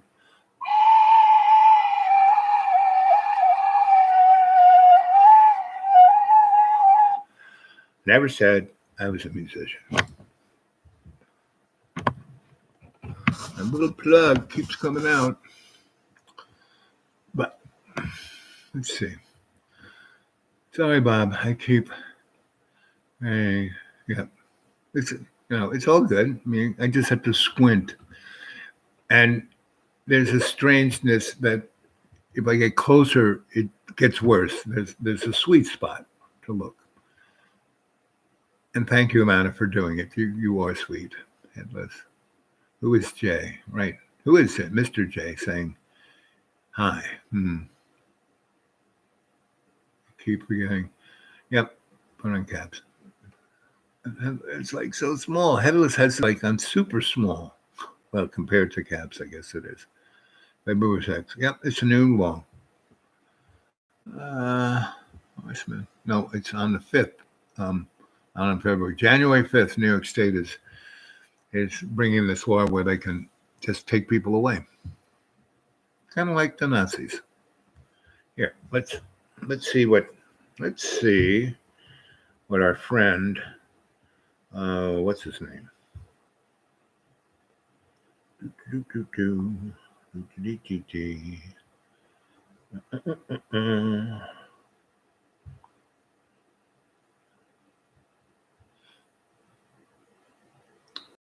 I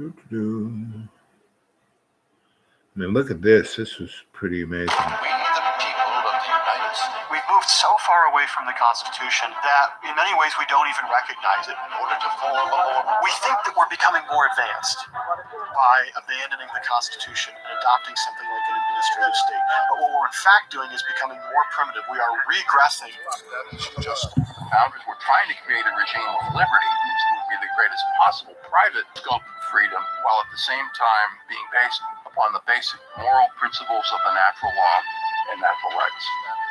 Your rights of life and liberty and pursuit of happiness. These are rights that you have because you are a human being. They're not right.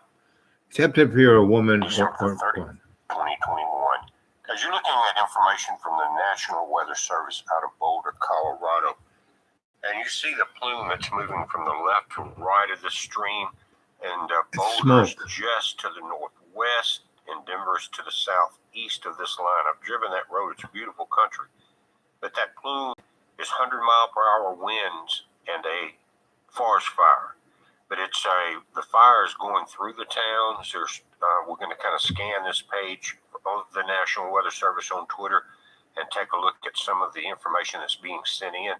But again, 100-mile-per-hour winds. So if you've got friends in this area, you need to make sure they understand what's going on here. They may be partying or something else, who knows? But this is Boulder right here. If you can see it, this is Denver. And again, you're along that highway and along this area. We're going to look at one of the images. I think it's from a Costco there. And some of the images are amazing. It looks like, but with smoke in it. Never seen it quite that rough. So again, southeast of Boulder, north of Denver, you can see the direction of the plume, and these are 100-mile-per-hour winds. And they're saying very strong winds are fueling what is called the Marshall Fire. Never a good sign when radar shows a smoke this strong. Look at Please that. heed all evacuations Plus associated the whole with this fire. state. You can follow Boulder OEM for latest evacuation and official fire info.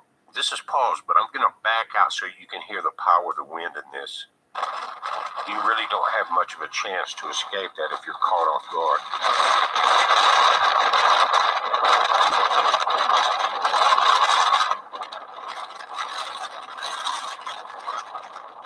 Again, same web site or the same Twitter site from the National Weather Service in Boulder, Colorado. Look at this. Got your fences on fire. There's no way to stop that type of brush fire or getting into the trees, into the houses. At that speed, it would be unsafe really to attempt it from the downwind side. Look at this. It's moving very quickly. And this is from Windy DCO. Camera outside my home off South Boulder Road, just west of Davidson Mesa. Look how Don't know fast if that my farm home is moves. still there or not. Check this out. At that, again, this is, she's not saying this is sped up or anything. That's 100 mile to 105 mile per hour gust winds. It moves so quickly, there's not much you can do. Maybe her home is spared. Maybe it blew on through there. We don't know what's on the other side of this. Now, this is coming from Chris Spears there. I guess he's local Chris at CBS 4. It says, Marshall Fire photojournalist Robert Sanchez just sent this back to the station, gut-wrenching. Look at how fast it's consuming these buildings. Right here at the holidays, and by the way, for everyone that's not having to deal with this, if you got friends in there, check on it. But do have a happy and safe New Year and New Year's Eve. These are sad images.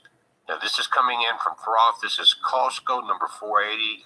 This hashtag Boulder Fire. I'm not sure what Costco number 480 is, but check this out, guys. And it's even with that darker, greener, lower brush, that's blowtorch type winds. And so that you immediately, depending on how dry the conditions are, and they look pretty dry. Look at this. Nothing you can do with that. And again, not much time to evacuate. And I think this possibly, I know that the Louisville is where the Marshall Fire is kind of in that area, but remember, it's moving very fast and it's moving up.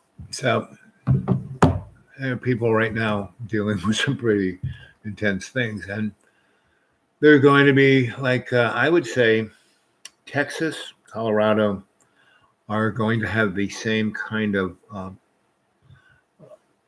Vortic winds, and this is just, the beginning of it. And it's been extraordinarily warm. But over in California, onto the edge of Washington and Colorado, or whatever the next state from Nevada, they've had record snows, right? So, and they've had all these fires there, and then these record snows. So, in the spring, the mud floods are going to be mind freaking boggling. So it's nature, and helped on by good old Mr. Rothschild's weather machines. It's a little strange. Well, I should understand something. But we don't say his name if we want to be fed. Are we talking about more? Sure, but he's meaner, more powerful, and a wand is bigger. Oh, he's a lot. A person, he knows things you have never told anyone. Sorry, working that. I mean, this is loads of fun. I'm telling stories. You guys are being interesting. That's I think. Oh, there's Fish. Hey, y'all.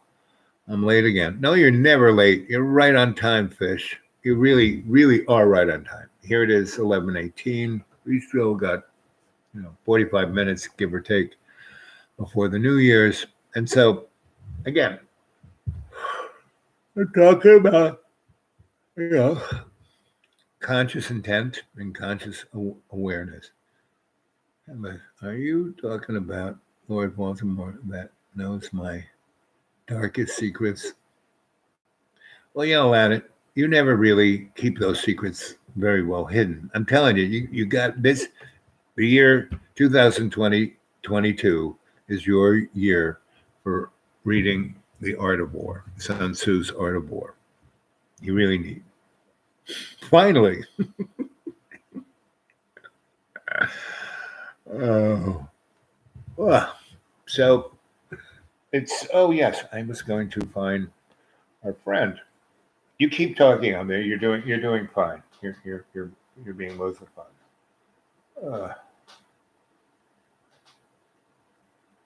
Where's our boy?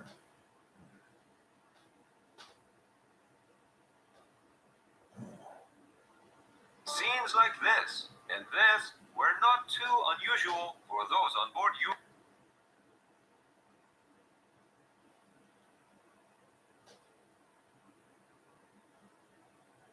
Okay, here we go.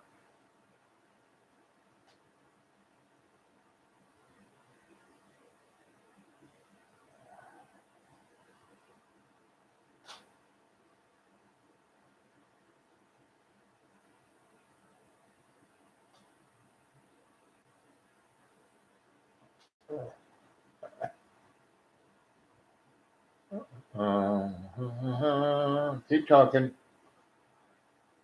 I'll be right with you. Oh, here we go. These $60 Japanese smart patches are taking the world by storm. Just apply them before bed.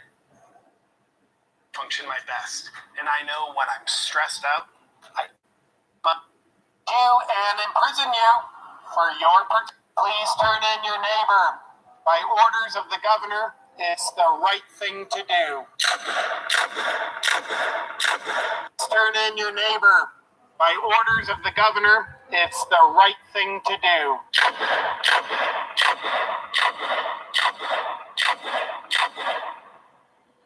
Hey there, sports fans. If you like authoritarianism, tyrannical laws, and you were a fan of what the Nazis were doing, then you'll love a new law that's being proposed in New York. If you thought California was leading the way in destroying democracy, New York has stepped in and said, hold my beer. Because on January 5th, the New York Senate is voting on Assembly Bill A416.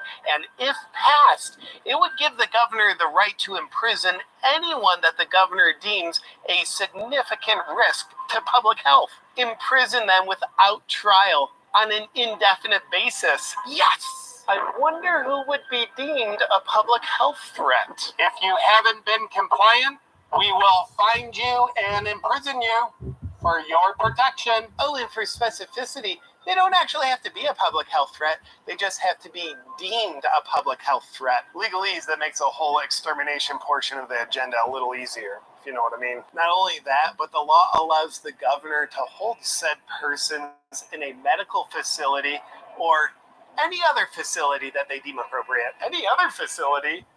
That rhymes with concentration camps and gulags, doesn't it? Last but not least, the New York bill will require any individual who's been exposed to or contracted a contagious disease, which is everyone, to complete an appropriate medical treatment, preventative medication, or vaccination against their will. Now, we've all read Anne Frank's diary, and as her and the rest of the second-class citizen Jews are hiding from the Nazis who are hunting them down to detain them, haven't you thought, I hope they find her? Well, now New York lawmakers are wanting to be on the same side of history as the people who were trying to hunt down and kill this innocent little girl. Oh, and spoiler alert, they ended up getting her, which makes me optimistic about what New York will be able to get done. You're hiding one in there, aren't you? A law that gives the government the right to detain anyone and forcibly vaccinate them?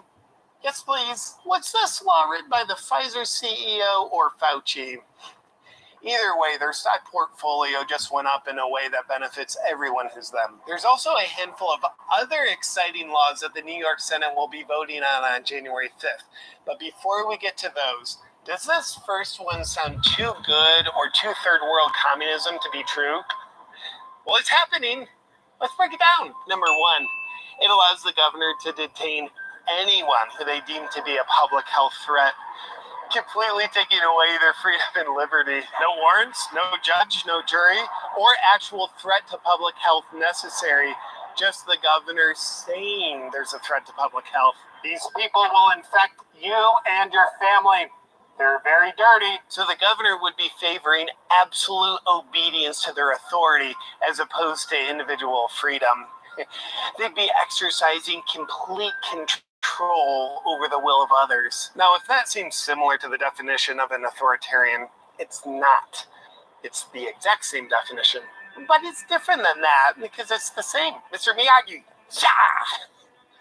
Number two. The bill would require any individual who's been exposed to or contracted a contagious disease to complete an appropriate course of treatment, preventative medication, or vaccination. This part violates that pesky Nuremberg Code, which states the voluntary consent of the human subject is absolutely essential. But that's okay, because the Nuremberg Code was just the result of the Nazi trials in order to prevent the atrocities that the Nazis committed from ever happening again. And I think New York here is just looking to prevent the prevention, which to me sounds like preventative medicine. But let's just remember this. All those evil authoritarians throughout history doing the same thing as New York, they were just enacting senseless evil. But New York is enacting evil for your protection, eliminating threats to public health. Like, the Nazis didn't get the public to stand by while they detained Jews because they said, we hate these people and we're doing evil so we can have complete control. No, they convinced them that the Jews were a threat to public health. These people are like rats. Round them up and lock them up. Well, I guess New York's doing it the same way that the Nazis did it.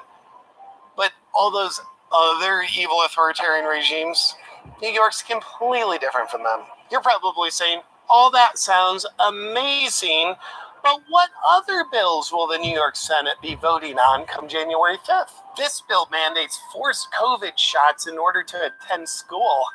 Coercion? I can't remember if the Nuremberg Code forbids coercion or mandates it. This bill forces all adult records into a state database. Now, it might violate HIPAA laws, but how else are we going to know who the governor should detain and imprison without trial unless we have this bill? This bill is forced shots for college.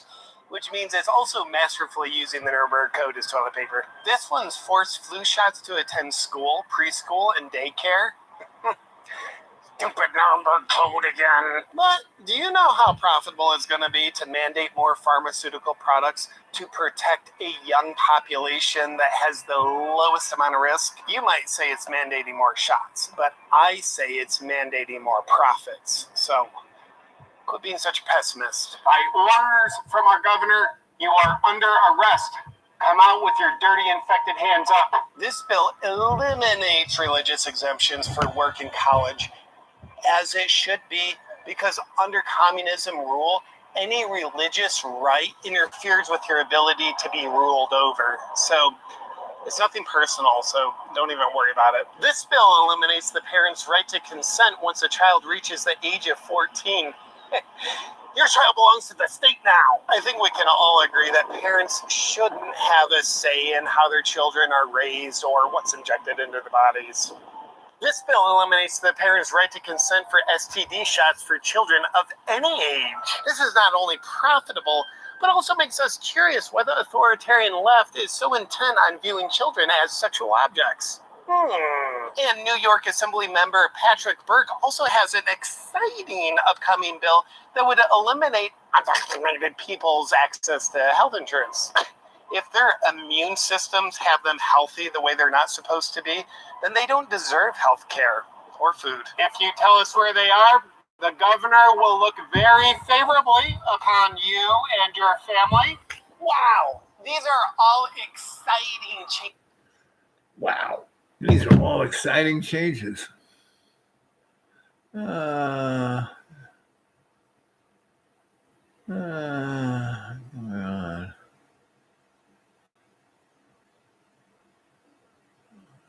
on. Yes, what are you all going on about? I have no idea. I've been, just telling stories. What do I know? It's my name. Guys,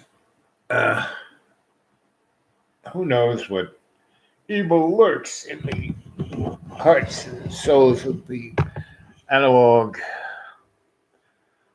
digital algorithms,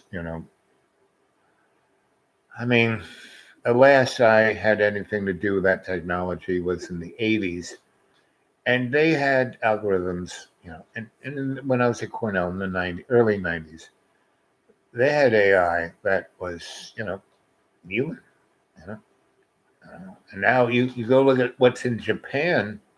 I mean, they have things that you cannot tell they're not human. I mean, they can talk, and I mean, they are totally functional, robots. They got bits, bots and parts that, the human can, lay into or onto or have into, So, I mean, and they can go all night long. And they can look any way you want them to look. And they can talk any way you want them to talk. I mean, it's, and I would say having a robot like that, if John had a robot like that, I think it might help him, I know it might help me. But I'm happy to wait for fate because it happens pretty often, once or twice a year.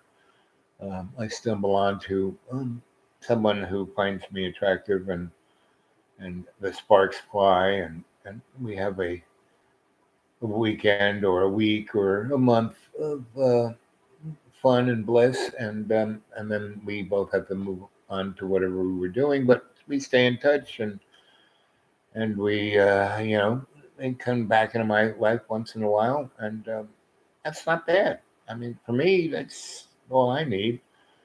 To have someone as a continuous companion partner, robot would be nice. I wouldn't have to feed them, just have to plug them in to the wall every now and then. But the world in 2022 is this year is going to be, it's going to be, so 19 to 21 is like, it was like 3 different universes, right? Well, just this little 2022 is going to be another dimension. So those who can, go with the flow, be in service to love's co-creation, to be consciously intent in being their best. You won't have to, you don't have to, become a rock star or, a politician or Mother Teresa or anything.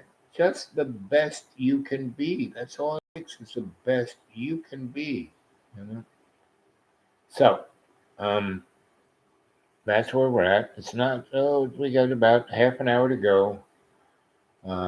Old acquaintance be forgot, keep your eye on what's 22. Right. So don't be, misled.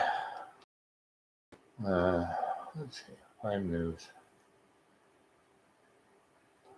Oh, there we go. Our boy, he's got a new one. Let's see what he's got to say. And this guy's Awakened JP. Danielle, it's Frank. Hey, Frank. Yeah, I hope you guys have a wonderful Christmas as well. Merry Christmas, and let's go, Brandon. Let's go, Brandon. I agree.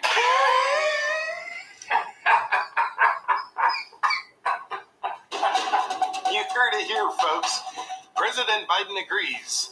Let's go, Brandon. And if you quickly remind yourself of what let's go, Brandon means, then you'll realize Biden was clearly telling himself to go himself on live television while having no idea he was doing it. Let's break it down in this special report. President Biden took a break from ignoring the Americans that are still left behind in Afghanistan to prioritize tracking Santa across the sky on NORAD's Santa Tracker program. With President Brandon talking to callers on live television, what could go wrong? Let's go, Brandon.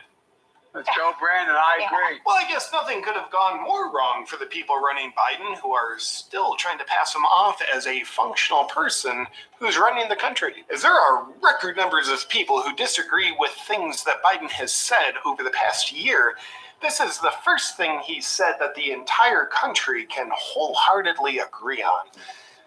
Let's take a look at what happened. Yeah, I hope you guys have a wonderful Christmas as well. Merry Christmas, and let's go, Brandon.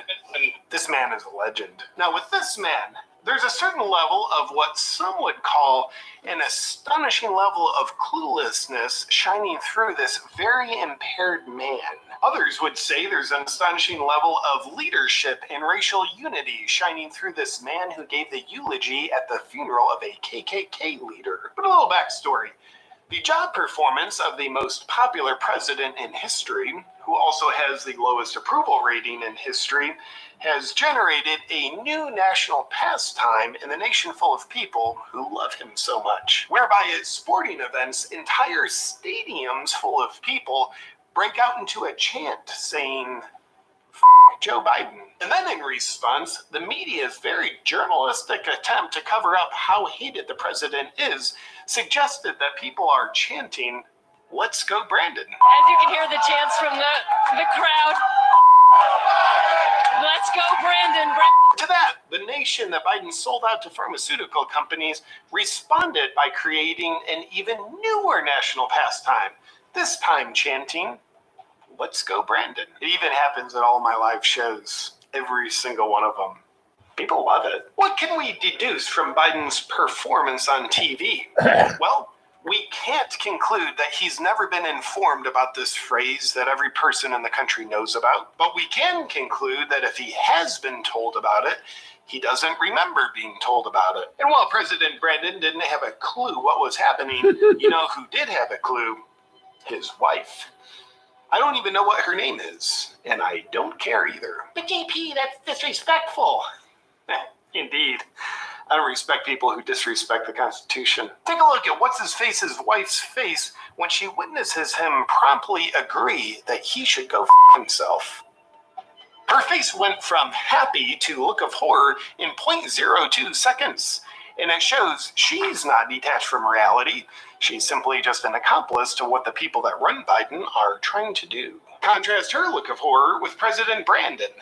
Hers is the appropriate response, but at least he's having a good time and is the one with the nuclear launch codes. Next, let's watch what happens when President Brandon is shockingly unaware that the caller had hung up while he's trying to figure out where the caller lives. Let's go, Brandon. I agree. Hey, by the way, where are you in Oregon? Where's your home? Head hung in shame. Well, I'm no body language expert. Thank you for your honesty in expressing how you truly feel in this moment through your body language, Mrs. Brandon. Let's continue. I think we lost him. Yeah. And she said, yeah. She sounds pretty defeated, doesn't she? I think we lost him. I think we lost you, Joe. But it's not all fun and games. During this Christmas miracle, can you imagine the stress levels of the people that run Biden? There's nothing funny about that. They're offset, freaking out, their blood pressure's going through the roof, and they're always worried that Biden's going to reveal their whole plan. There is nothing funny about that level of human suffering. But some speculate that the hooded people with control over Biden were negligent, as they know that their guy doesn't read off teleprompters very well. Again, things have begun to change. And to quote in the... But they also know he does even worse with no teleprompter. And they put themselves at risk of him revealing their whole plan each time they have him talk without a teleprompter. But in this case, they amplified their negligence by allowing him to take live calls.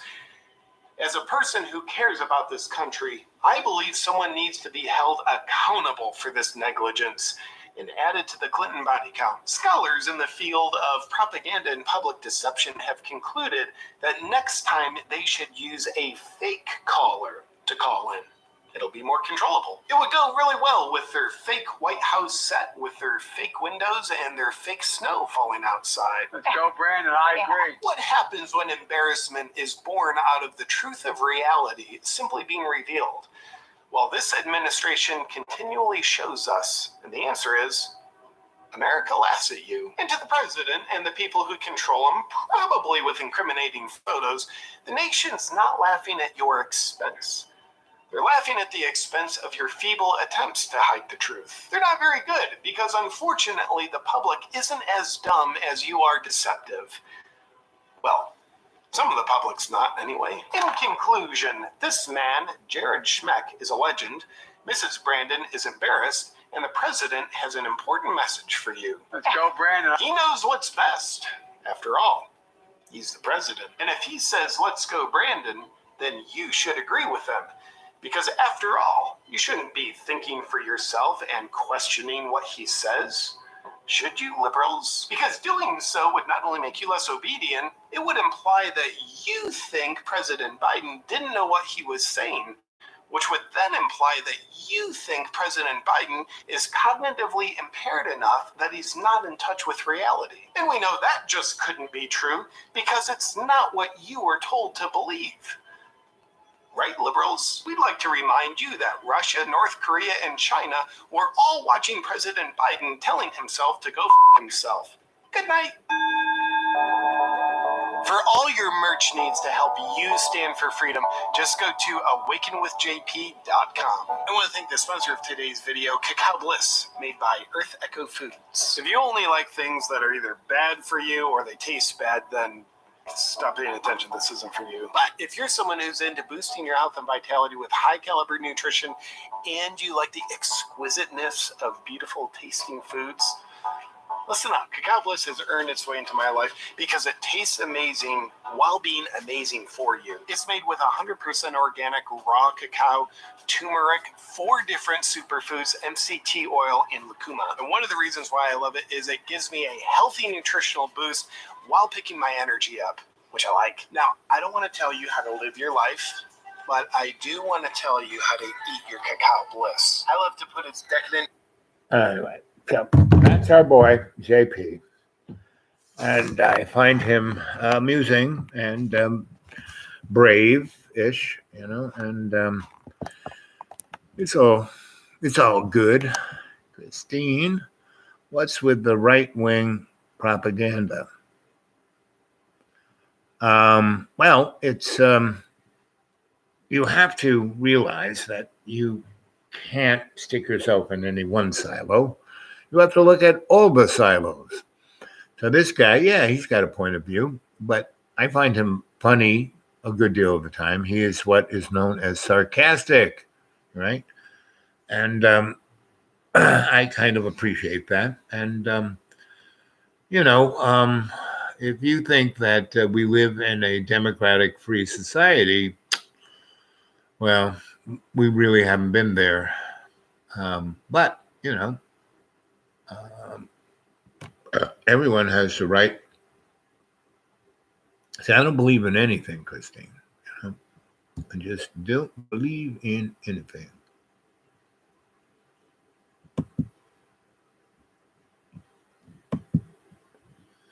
Boop, boop, boop, boop. Boop, boop, boop, boop. You should be able to pick up my drift from my stories. And like I said, I just find the guy somewhat amusing. I saw his first. You should go check out his channel. He has a lot of interesting stories. But you really think it's appropriate for the state to be able to just pick people up off the street and take them away without jurisprudence, without going to court, without having your rights protected? I don't know about that. Stop erasing things. You're right. So Bob can't see them. Yeah, that's Yeah, I'm not keeping up with the chat 100%. I basically leave that up to you guys after last night, But I will bop off any commie bot or anybody who's not. Everyone can have their own opinion, and everyone can, as long as they're nice to each other, it's fine, And it's 5:43 in Sweden, so it's already past. You already had New Year's, right, Mana? You're already gone there.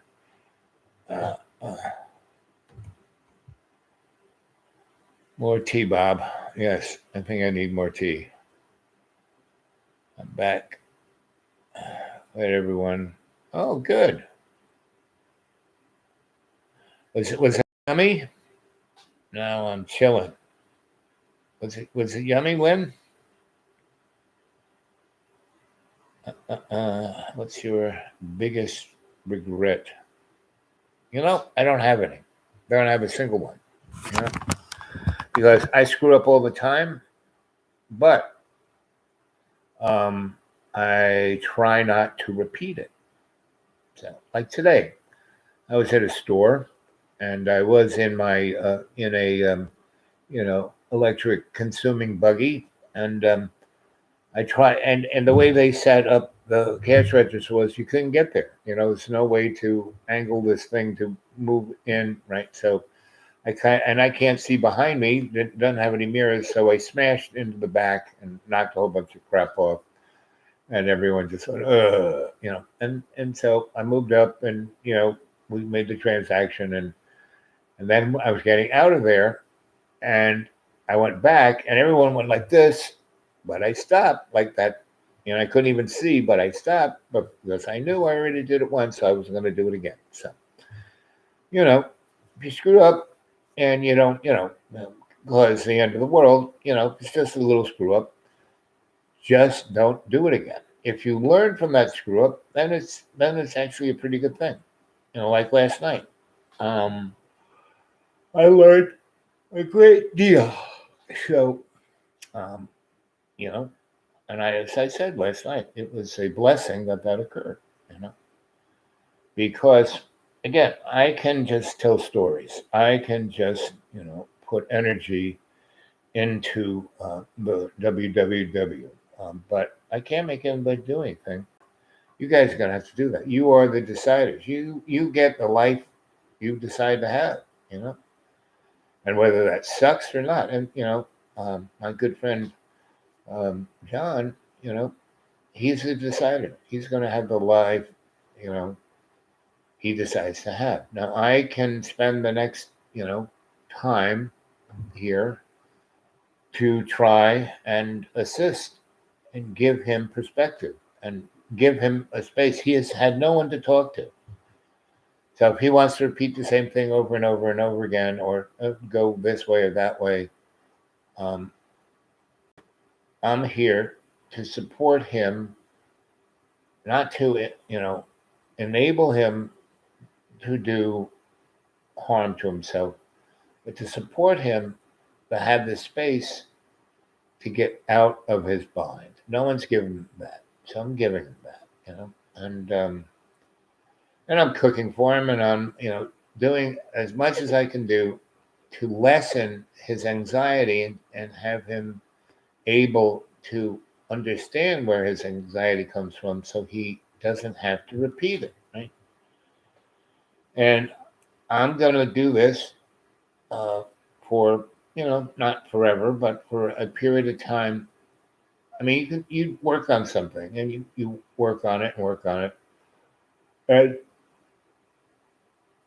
you could tell whether you're moving forward or not getting anywhere or moving backward. And so, as long as there's a movement forward, as long as there is a potential for breakthrough, and it's it's difficult, but for me, the challenge, that difficulty in this, is again a vehicle to learn, right? So I thank John for the ability to do that, and he's my friend. I don't give up on my friends, but last 2.5 years I wasn't here. I mean, I will not enable him to harm himself, to no.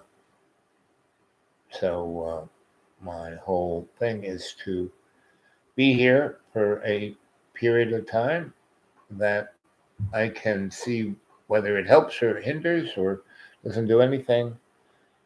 And then, and I continue to bring forth things that he may not want to hear, but he needs to hear. And he can, no one else is telling him this stuff. So I can tell it to him in a way that isn't threatening to him, or trying to prove, the stuff I say to anybody, as a negotiator, you don't try to prove anything.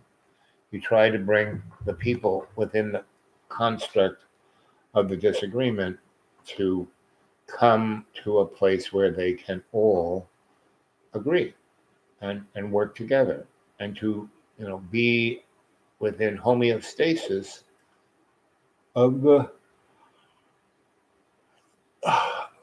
life, movement. So that's, what we're trying to do with the whole frigging world. Move it in a positive way.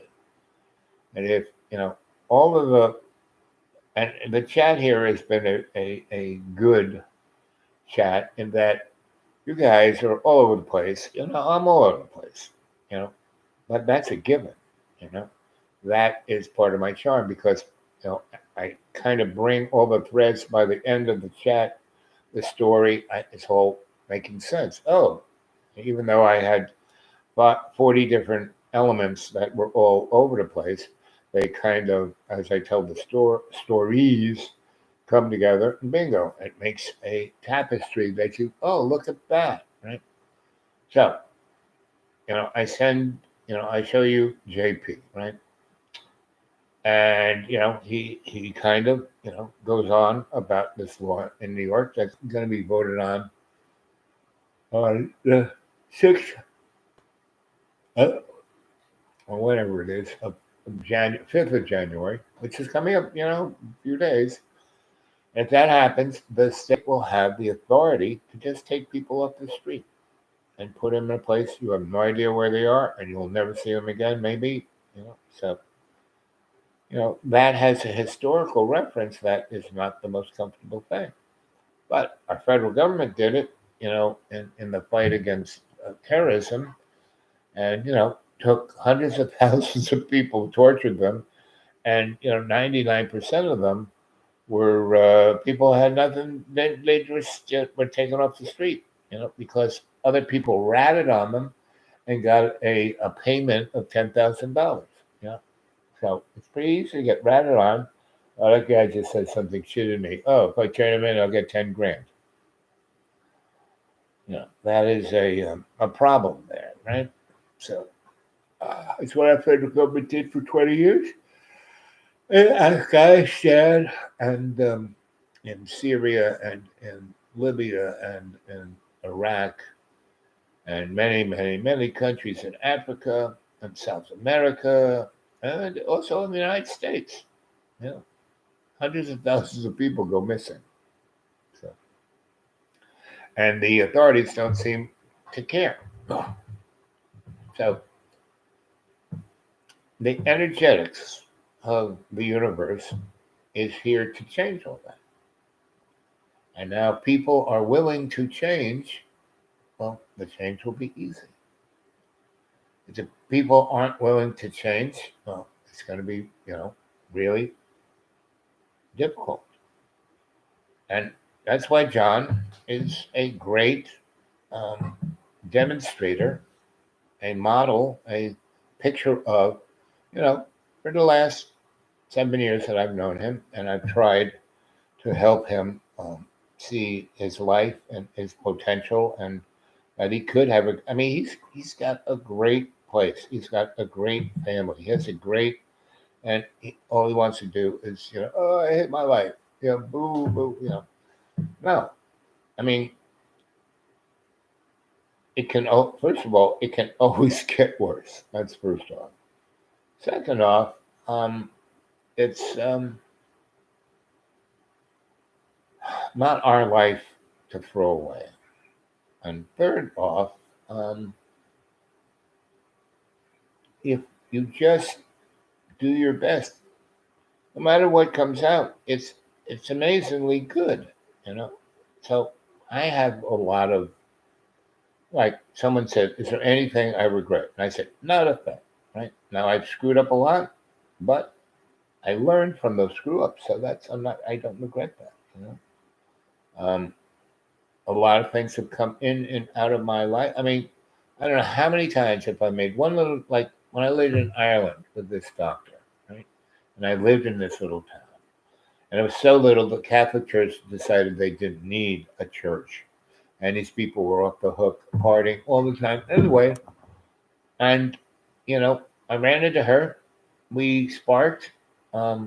We fit really well together. She was the doctor. I was like the psychotherapist in this little town. And, we made it, we were bringing it into homeostasis, right? And there were other things around that were quite interesting. Not just in that little town, what I was doing there affected things all the way from Galway to Limerick, right? And so I had potentials of doing a lot of really interesting things, right? But she wanted to have more children with me, particularly, and basically, me be there for the rest of my life.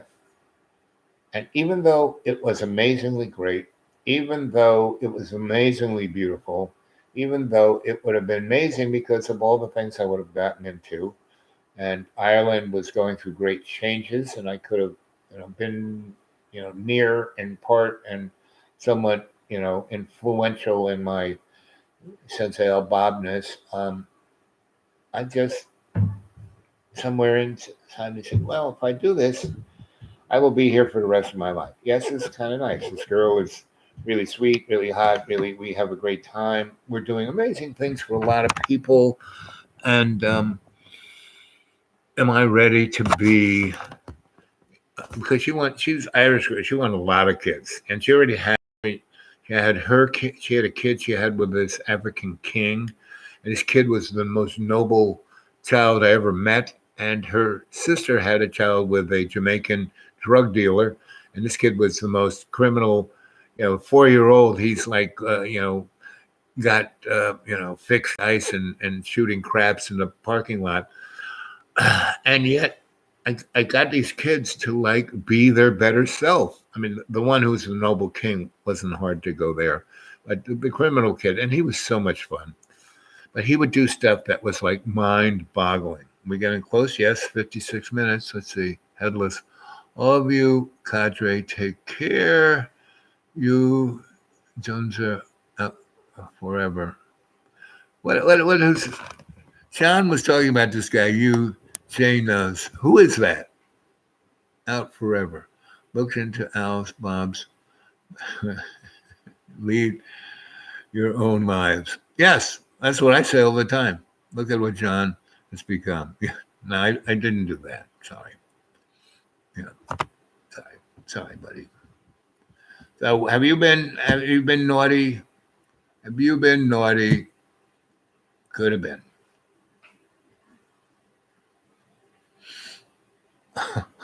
you were definitely bothering Lana.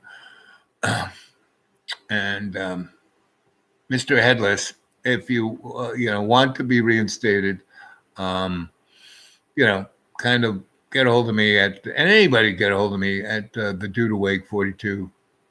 The Dude Awake, Dude Awake 42 at Gmail. Yeah, that's it. I'm getting a little tired here, so I haven't been really watching anything anyone's been saying. I just noticed what Headless said. Yeah, who is this Jams guy anyway? And the beauty about me, you can find me everywhere, right? You can check into my past. And again, what do I always say? Don't believe a word I say. This show is just for entertainment's sake. If you can't take it for that, then I'm sorry. But as my second wife always said, saying you're sorry isn't good enough.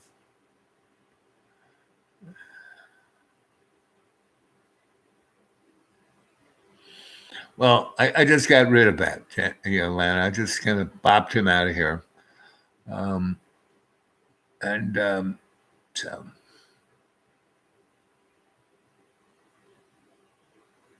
anyway, so it's 2 minutes to the 1 minute to the new year, Let's see if I can play.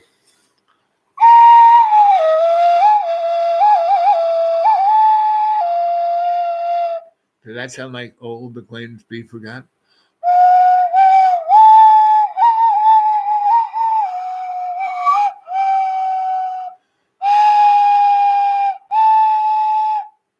Maybe.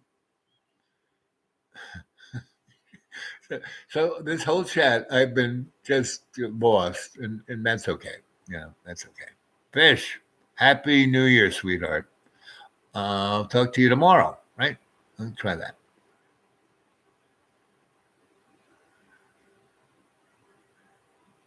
Okay. So I'll talk to you a little later. Well, all of you be Happy New Year's, because it's just in seconds. It's going to be the new year, and it's so exciting. See what kind of thing happens this year. Woo, look what happened last year. Ooh, what's going to happen this year? Woo. We have her until midnight, but the fireworks are going off here already. Okay, well, that's good. Enjoy them. I always like fireworks. There it is, 12 o'clock here. And like I said, does this sound like old acquaintance be forgot? Do.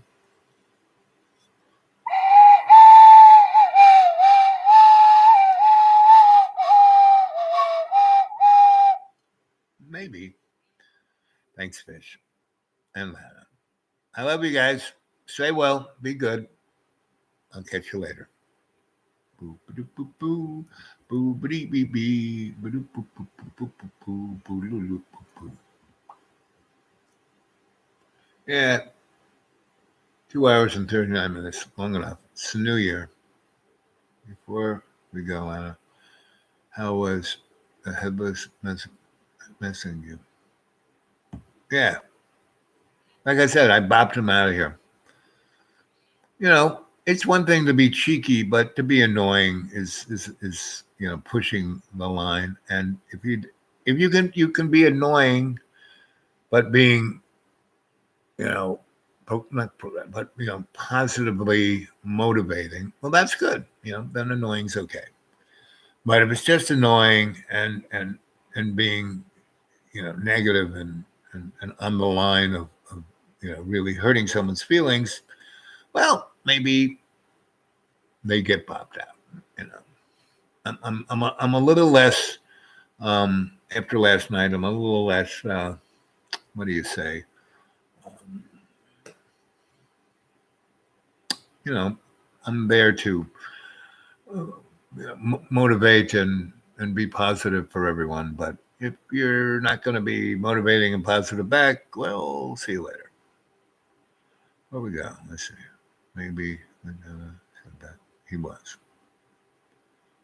I'm gonna have, the problem is I can't often read the chat when I go back and look at it. Sometimes it's there and sometimes it's not. It's like, again, I have no idea about this stuff, right? And when I get back out into the deep green, I will not be doing like 2 and 3 of these things a day. It'll go back to being 1 or 2 a week, if that. Right. So anyway, that's where I'm at. Anyone wants to get a hold of me? I mean, really, the more, and I'd like to see more comments, but I would like to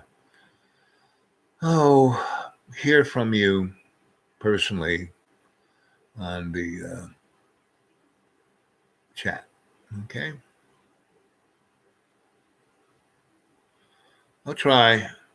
I'm gonna get a lot of people don't like PayPal, so Cash App. Okay, I'll look into that. What else? Well, here we are in 2022. Across the world, some people are there, some people aren't. Enjoy the fireworks wherever you are. Chris, everybody, Fish, Chris, Lynn. I'll see you later. Fish, I think I'm going to try and call you.